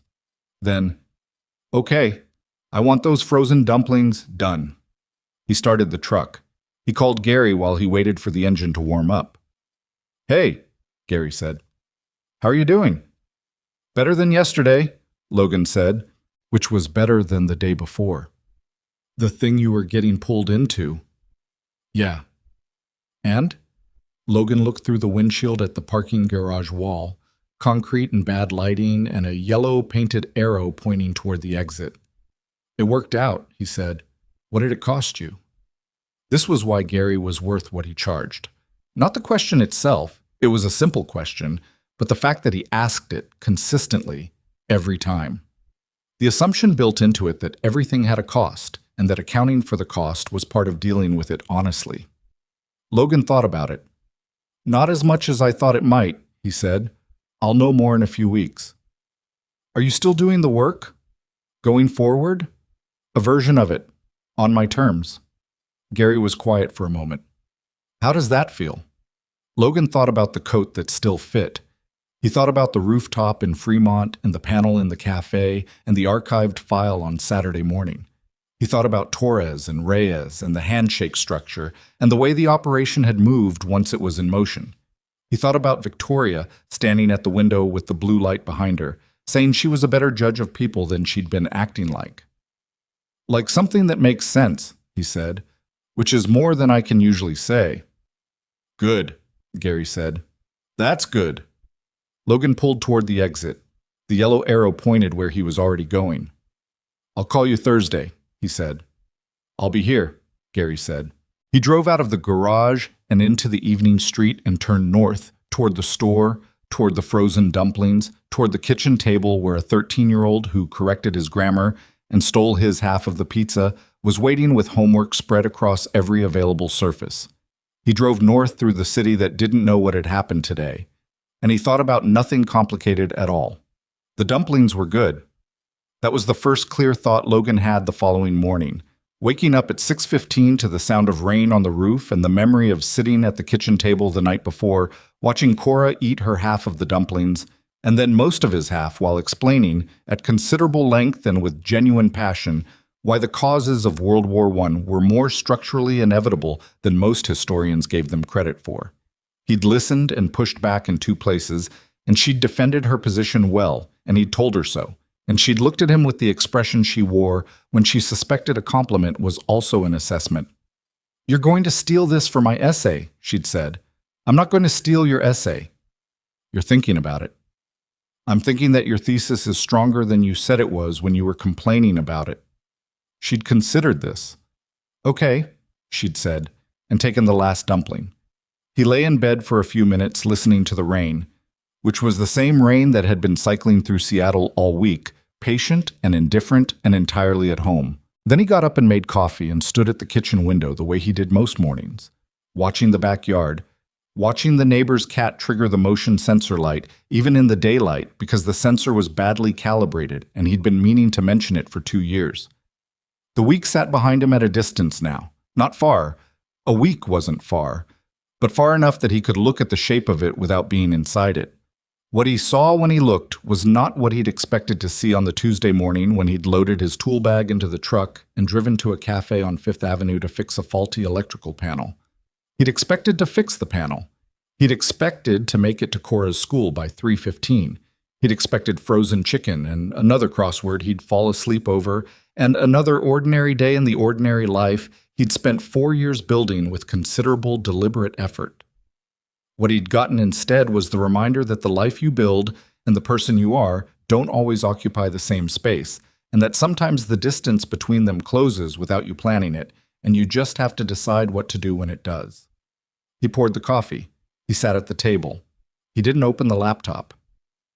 Damian Cole was formally charged 11 days after the board session. The charges included corporate espionage, computer fraud, breach of fiduciary duty, and conspiracy. The last one arising from the connection to the Vancouver company, which federal investigators had continued unwinding through the 2 weeks following the trigger trap. Logan knew this because Brewer sent him a formal notification as a documented witness, not because anyone called to fill him in. He read the notification, filed it in a folder he kept for exactly this kind of document, and made a note in his calendar for the court date he'd likely need to appear. He didn't feel much about it. That was something he'd had to learn over the years. The difference between not feeling much and suppressing feeling. The first was just the truth of some situations. Not everything required an emotional response proportionate to its scale. Damian Cole had made choices over 2 years that had been his own to make, and now there were consequences that were also his own, and Logan's feelings about that were roughly what they were about most things. It happened, it's done, what's next? What was next was the Ballard apartment building, Unit 4, which he rescheduled for the third and final time on the Monday after everything concluded and completed on a Tuesday morning without incident. The wiring issue he'd flagged was what he'd expected. Aluminum conductors on a breaker block that wasn't rated for them, same as May's Café, same as half the electrical work done in Seattle in the 80s that hadn't been touched since. He fixed it. He sent the invoice. The property manager paid it within 2 days, which was fast enough that he made a note to prioritize them for future calls. He was on a different job on Thursday afternoon, commercial kitchen ventilation wiring in a restaurant in Capitol Hill, when his phone buzzed with a text from an unknown number. "This is Victoria. Claire's on leave today, so I'm operating without infrastructure. Are you available to talk this evening?" He read it twice. The operating without infrastructure was the part that was most her, somehow. The precise, slightly dry acknowledgement of a logistical inconvenience. "Sure," he sent back. "Call after 7. I'll be done by then." She called at 7:12. He was in his truck outside the restaurant, still in his work jacket, windows going foggy with the warmth of the heater running. "How are you?" she said. She'd started doing this, actually asking the question, not as conversational filler, but as a real inquiry. He'd noticed it and said nothing about it. "Tired. Good day. Just long. You?" "Complicated." She paused. "The board met this morning about the division restructure, security, compliance, the whole architecture Damien oversaw. There are a lot of moving pieces." "What do you need?" "Advice, mostly. Not technical. More—" She stopped, which was unusual.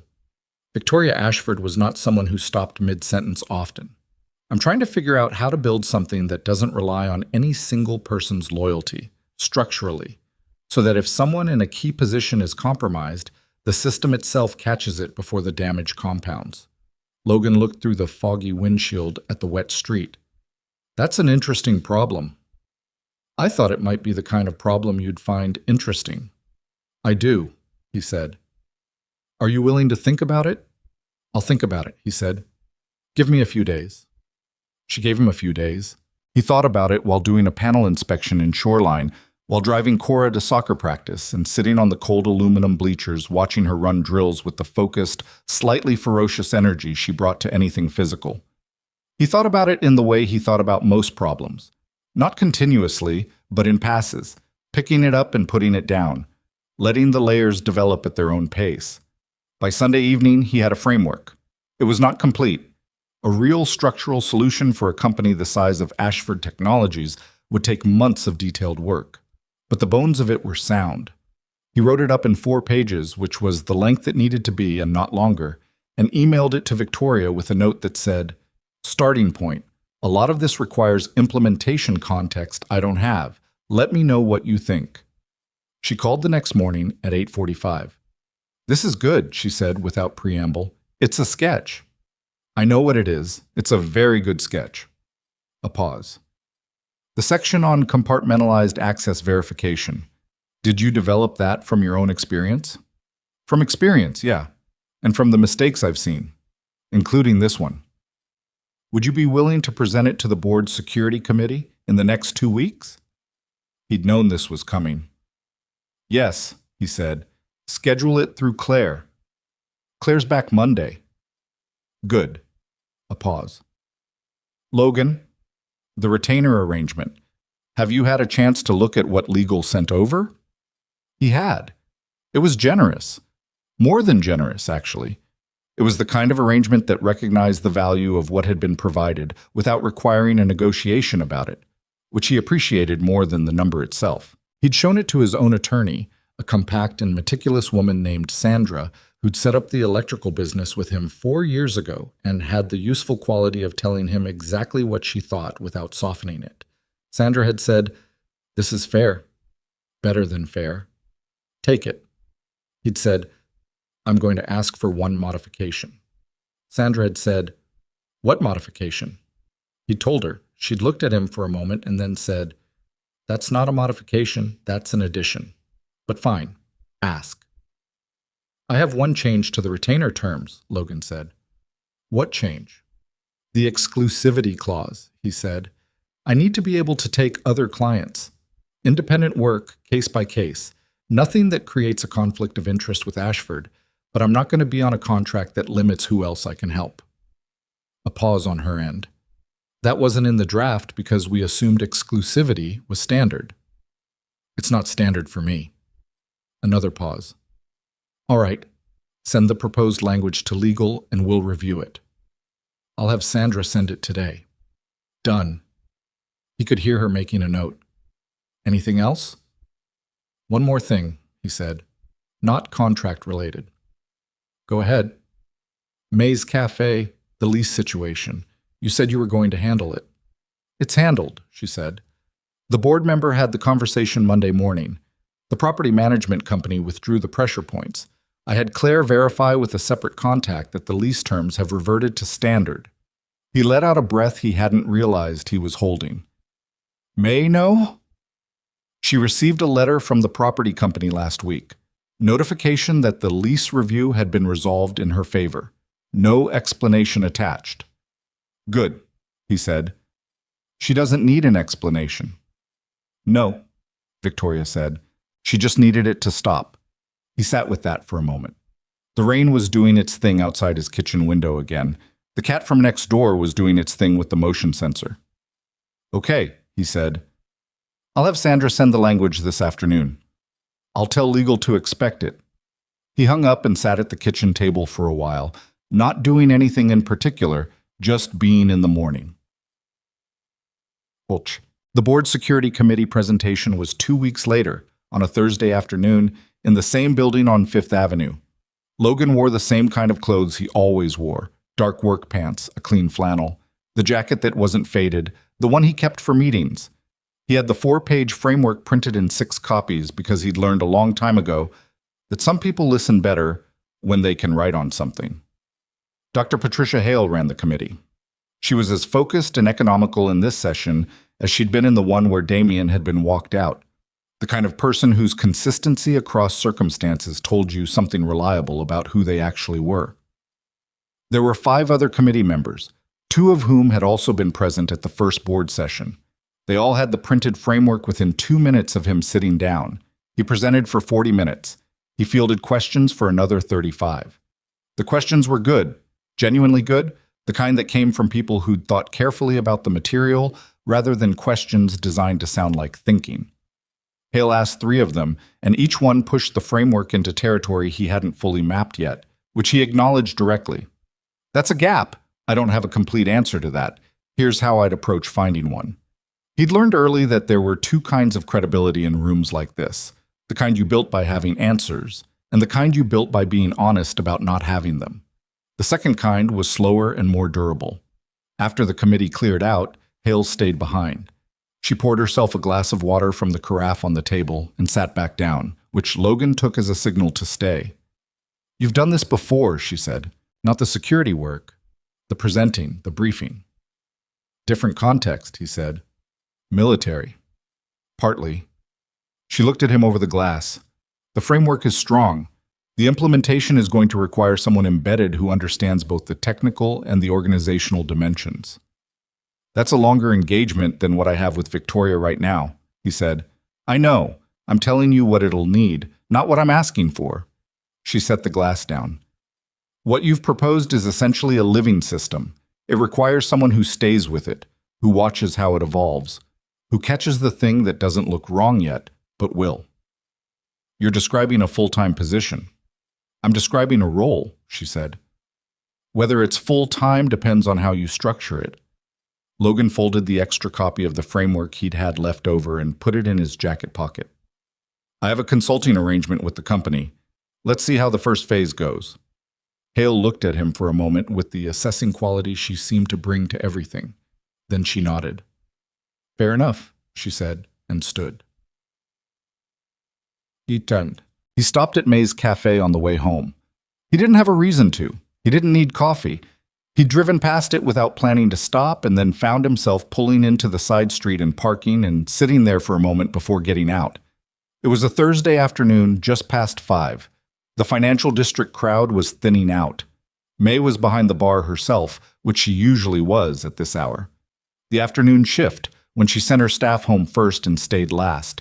She had the particular efficiency of someone who'd spent years in a small space and knew every movement by heart. She saw him come in, and her face did the thing it had done every time he'd worked for her. A quick, genuine welcome, no performance in it. Logan, she said, sit anywhere. He sat at the counter.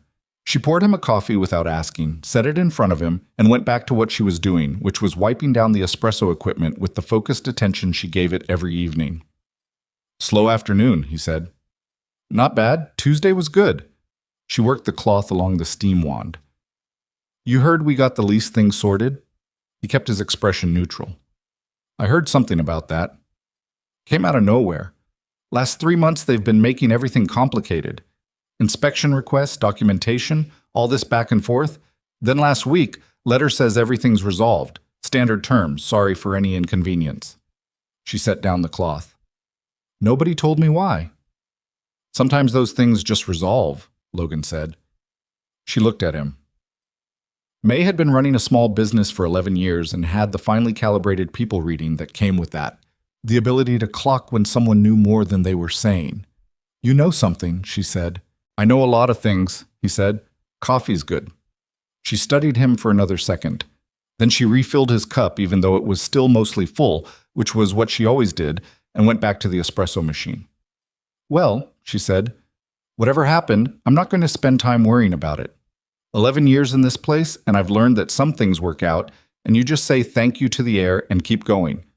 Logan wrapped his hands around the cup. That's a good policy, he said. It's the only one that doesn't make you crazy. She moved to the other end of the bar, checking the pastry case inventory. How's your daughter? 13 and relentless. Good, May said. That's how they should be. He sat there for 20 minutes, drinking coffee he didn't need and listening to the end-of-day sounds of a small business doing what small businesses do. The quiet settling of a place that had been full of people and noise and was now finding its own quiet again. It was a particular kind of peaceful, the kind that doesn't announce itself. When he left, he put a 20 on the counter for a $4 coffee and was gone before May could say anything about it. 3 weeks later on a Saturday morning, Logan was on the aluminum bleachers at the park in Northgate watching Cora's soccer team run a scrimmage against a team from Bellevue. It was cold the way Seattle was cold in November. Not dramatic, just persistent. And he had his hands wrapped around a thermos of coffee and his jacket zipped to the collar. Cora was playing left midfield. She was not, objectively speaking, the most talented player on the team, a fact she was entirely aware of and had made her peace with, which was something he admired about her. What she was consistent. She showed up to every practice. She did the work. She didn't make it about herself when things went badly. The coach had told Logan at the start of the season that Cora was the player she built team culture around, not because of skill, but because of how she competed. Logan had gone home and written that down in the small notebook he kept for things he wanted to remember. He was watching her track a ball down the sideline when his phone buzzed. Victoria. Are you busy? He looked at the scrimmage. Cora intercepted a pass and turned upfield. Coaching soccer, he sent back. What do you need? A pause. Then, nothing urgent. I had a question and it can wait. He watched Cora for another moment. She passed the ball and dropped back into position and said something to the teammate beside her that made the teammate laugh. Call tonight, he sent. After 8. Okay. He put the phone back in his jacket pocket. On the field, the Bellevue team pushed back through the midfield and Cora tracked her mark, and the game continued its ordinary course. Victoria called at 8:20. He was in the kitchen doing dishes. Cora had made pasta for dinner, a new skill she was developing with the intensity she brought to everything, and the process had involved most of the available cookware. "The question," Victoria said. "Go ahead." The board approved the first phase of the framework implementation. They want to bring in 2 additional technical consultants to work alongside the process. I want your read on whether that's the right structure or whether it dilutes the integrity of what we're building. He rinsed a pot and set it on the drying rack. Depends on who the consultants are and what their access level would be. I was thinking you'd want to be involved in selecting them. That would help. I assumed as much. That's why I'm asking now, before legal finalizes the structure. A pause. I want to do this right, not fast. Tell legal to slow it down 2 weeks. I'll have names for you by then. Done. Another pause, slightly different quality to this one. Logan. Yeah. How are you actually doing with all of it? The work, the arrangement, She stopped. I asked Claire how things are going, and she tells me operationally. I'm asking you directly. He set down the dish towel and leaned against the counter. In the other room, he could hear Cora watching something. The low sound of her tablet, which she did in the evenings when she'd finished her homework, and allowed herself to stop being productive.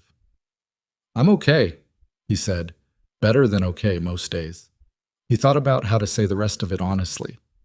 The work matters. The way it's structured, it fits. I wasn't sure it would. And the parts that don't fit? He exhaled slowly. I'm still figuring those out, but that's not new. No, she said. It's not. She paused again. For what it's worth, from where I sit, you fit this better than you think you do. He didn't know what to do with that exactly. It was a generous thing to say, and she said it without any overlay of persuasion, just as an observation, which made it harder to deflect than if it had come wrapped in something else. Thank you, he said. Simple. Just that. I'll tell legal to schedule 2 additional weeks, she said, returning to the operational register they both moved in more comfortably. And send me whatever format you want for the consultant recommendations. Plain document. A paragraph on each person, why they fit, what their gaps are. Gaps included? Always, he said. Gaps are half the information. She made a sound that might have been agreement or might have been a small laugh. Good night, Logan. Good night. He hung up.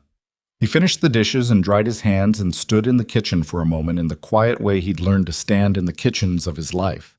Not thinking about anything particular, just being in the room. 4 weeks after that, on a Tuesday afternoon that was cold and bright, in the specific way Seattle managed occasionally in December when the clouds cleared and the light had an edge to it, Victoria Ashford walked into May's cafe. She was alone. She'd told Claire where she was going and told her she didn't need anything scheduled around it, which Claire had received with the neutral professionalism she applied to most of Victoria's less explicable decisions. Victoria had worn the dark coat, had left the work bag at the office, and had walked the 3 blocks from the building because she wanted the cold air and the time to arrive without thinking too much about why she was going. The cafe was at its Tuesday mid-afternoon pace. A few occupied tables, the espresso machine working, the low sound of someone's laptop playlist mixing with street noise from the front door. The corner table where she'd sat with the executive team 6 weeks ago was occupied by 2 college students with textbooks. She stood at the counter and waited for May, who was at the far end doing something with the milk steamer. What can I get you? May said, coming over. Americano, please. May made the drink with the focused, practiced efficiency Logan had described without describing it, and set it on the counter. You were here with the big group, May said. Not accusatory, just noting. Yes, Victoria said. I was. 6 weeks ago. About that. May looked at her for a moment with the specific attentiveness of someone who ran a small business and had learned to read people not as a hobby but as a practical skill. The electrician, she said. Logan? He works for you now? In a manner of speaking, Victoria said. May nodded slowly. He's good, she said. Reliable. Does good work. She paused. Doesn't overcharge. No, Victoria said. I imagine he doesn't. She took her coffee to a table, not the corner table, a smaller one near the window, and sat down. Outside, the December light was doing something specific to the street, the kind of light that made ordinary things look deliberate, like everything was exactly where it meant to be. She was halfway through the coffee when the door opened and Logan came in. He was in the work jacket, the faded one, the everyday one, with his tool bag over his shoulder and a job somewhere behind him, or ahead of him, the ordinary material of his ordinary Tuesday. He hadn't seen her yet. He was looking at his phone, probably a text or a schedule. May looked from him to Victoria and back, and the very slight shift in her expression suggested she understood more than anyone had told her and was choosing to let people do what they were going to do without narrating it. Logan looked up from his phone. He saw Victoria. He stopped for half a second. Not long, just the small recalibration of finding something where you didn't expect it. Then he walked to the counter, said something to May that Victoria couldn't hear, and came over to the table. He sat down across from her. He put the tool bag on the floor and leaned back in the chair with the unhurried quality he carried everywhere, the quality of a man who did not perform relaxation but actually arrived at it. Thought you were at the Ashford board thing today, he said. Finished at noon. I had the afternoon. And you came here? I came here. He looked at her for a moment. Why? She thought about the question. It was the same directness she'd gotten from him since the beginning. Not challenging, just actually asking. Because I wanted to see it differently, she said. This place. What it is when I'm not in it with 20 people from my company talking about quarterly projections. She paused. And because I owed May's Café a better memory than the last one. He considered this. Does the cafe know you're doing it a favor? The cafe doesn't need to know. Fair point. May brought him a coffee without his asking, set it down, and left without a word. Logan wrapped his hands around the cup. I have a job in Fremont at 3, he said. Residential panel, shouldn't take long. I'm not keeping you. I know, just orienting you to the schedule. She smiled at that. It was the real one, the one that took a moment to arrive but was worth waiting for. The legal team finalized the consulting structure yesterday. You should have it in email. I saw it this morning. And? Sandra says it's fine. We'll sign this week. Good. She picked up her coffee cup. The 2 consultants you recommended, Torres and the woman from Portland, Ung, legal is working through their availability. Eng will need to negotiate her existing commitments. Give her a month's lead time. I'll pass that along. She looked out the window for a moment. The light was still doing its December thing to the street. Can I ask you something that isn't about the work? Sure. The day in this cafe, when all of it happened. She looked back at him. After you walked out, what did you think about on the drive home? He was quiet for a moment, not evasive, just actually considering. Dinner, he said, whether I'd taken the chicken out of the freezer. Had you? No. She looked at him. That's it? Not what just happened, or this man, or any of it. I thought about Cora, he said. Getting to her school on time. That's usually what fills the space when I'm driving somewhere. He picked up the coffee cup. The rest of it I figured I'd deal with when it showed up. And then it showed up, and I dealt with it.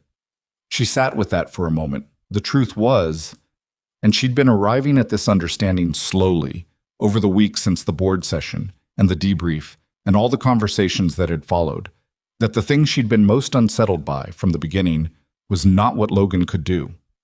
It was how simply he lived in relation to it. He had a capability set that most people would monetize completely, would structure their identity around, would use to separate themselves from ordinary circumstances. And he used it when it was needed, and when it wasn't needed, he fixed electrical panels and made cold rice and watched his daughter do soccer drills on a cold Saturday morning. She'd spent a significant part of her life building things, companies, systems, teams. She was good at it, and she knew she was good at it, and she'd operated from the assumption, not quite stated, that building things was the point. The accumulation of what you'd built was the measure. Logan had built something too. It was just harder to see from the outside. Your daughter, Victoria said. The engineering interest. Is that still happening? Something in his face shifted into the warmer register he only showed when Cora came up. She's doing a summer program at UW, physics and applied mathematics. They extended the offer last month. She's 13. She tested in at the high school level in both subjects. The program accommodates that. Are you worried about it? Moving too fast? I'm worried about everything, he said, with the tone that meant he had made his peace with this. That's the job. You worry and you watch and you try to stay out of the way of who they're actually becoming. He paused. She's going to be fine. She's going to be more than fine. I'm just trying to keep up. Victoria looked at him. This man in a faded work jacket in a Tuesday afternoon cafe, talking about his daughter with the particular quality of someone who had arranged his entire life around a single priority and found that sufficient and meant it. She thought about what she'd told the board in her formal statement about the security incident. She'd said, the resolution of this situation depended on the integrity and capability of a consultant who had every reason to disengage and chose not to. The board had received this as a statement about professional conduct. She'd meant something more specific. The man across from her had been grabbed in a public place, insulted about his work and his parenting, and had responded by finishing his job, going to pick up his kid, and then, when he found a thread that mattered, following it without asking what was in it for him. There was a version of Logan Mercer who could have made the cafe incident into something, who could have filed a report, contacted an attorney, leveraged the footage into a settlement, who could have looked at the archive file and decided it wasn't his problem, who could have presented the dormant code to Victoria and handed off the rest. At every point, he'd done the next thing that needed doing, and then the next, and none of it had been about him. She'd been thinking about that for 6 weeks, thinking about what it meant as a way of being in the world, whether it was something you arrived at through loss or through choice, or through the long, grinding process of deciding over and over again what actually mattered. She wasn't sure she'd arrived at an answer, but she was fairly sure it was the right question. Victoria, Logan said. She looked at him. You're overthinking something. How can you tell? You get a specific look. She laughed, the real one, short and slightly surprised. What look? Like you're running 3 arguments simultaneously and they're not agreeing with each other. That's fairly accurate, she said. It's a professional liability, or an asset, depending on the problem. Right now it's a liability. She picked up her cup. I'm sitting in a cafe on a Tuesday afternoon. There's nothing to solve here. No, he said. There isn't. They drank their coffee. Outside, the December light moved through its short arc, and the street did its ordinary thing. People passing, a delivery truck double parked, a dog pulling its owner toward something interesting on the sidewalk. The cafe made its small sounds, the espresso machine, the low music, the particular warmth of an enclosed space on a cold day. May came by and refilled both cups without asking, which was what May did, and left without interrupting anything. They didn't talk about Damian Cole. There was nothing useful left to say about Damian Cole, and they both understood this without discussing it. What had happened there was finished. The legal process would run its course, the consequences would land where they were going to land, and the space he'd occupied in the company would be rebuilt into something with better bones. Life moved forward and backward at the same time, and you couldn't untangle which was which, so mostly you just kept moving. What was here, at this table, was simpler than any of that. 2 people who had come at each other from opposite directions, a quiet man in a work jacket, a woman who'd built an empire from the ground up, and had arrived, through a series of events neither of them had planned, at something that felt like the beginning of a genuine understanding. Not a perfect understanding. Logan was not particularly easy to know, and he'd be the first to say so. Victoria had sharp edges that didn't soften with familiarity, and she'd be the first to say that too. There would be disagreements in the work ahead, and moments where their different ways of thinking produced friction, and problems that didn't resolve the way either of them wanted. That was what real things were like. They had friction in them. They had parts that didn't fit smoothly. The smoothness was always the sign that something was being performed rather than lived. I should get to Fremont, Logan said. He checked his watch, and an actual watch, analog, the kind that didn't connect to anything. Go fix the panel, she said. He stood, picked up his tool bag, put a hand on the back of the chair. Same time next month, he said. I'll probably have another panel in the neighborhood. She looked up at him. Same time next month, she said. He nodded once and walked toward the door. She watched him push through the glass and step into the December afternoon, adjusting the tool bag on his shoulder, checking his phone, turning north toward the truck she knew was parked somewhere on the side street. She turned back to her coffee. The cafe was warm. The light through the window was the particular gold of December at 3 in the afternoon, the low kind that didn't last long but made everything it touched look worth looking at. She'd built a lot of things in her life, and she was proud of most of them. The company was real, the work was real, the people who depended on it were real. None of that was small. But she'd learned something in the past 6 weeks that she suspected she was going to keep learning for a long time. That the largest things you build aren't always the ones with your name on them. That integrity was not a policy, or a stated value, or a slide in a board presentation. It was the accumulation of small choices made consistently over time, especially the choices no one was watching, especially the ones that cost you something. A man had fixed an electrical panel. A man had packed up his tools and walked out of a room. A man had sat at a kitchen table on a Saturday morning and followed a thread because it was there and it mattered, not because anyone asked him to, not because there was anything in it for him. That was the thing she wanted to carry forward. Not as a lesson, exactly. Lessons were things you wrote down and put away. As a practice. Something you returned to, every day, in the small and ordinary moments that made up most of a life. She finished her coffee. Outside, the December light was still doing its brief and unrepeatable thing to the street. She left a good tip, put on her coat, and walked back out into the cold afternoon. And the city received her the way it received everyone. Without ceremony, without judgment, just as one more person moving through it, on her way to wherever she was going next.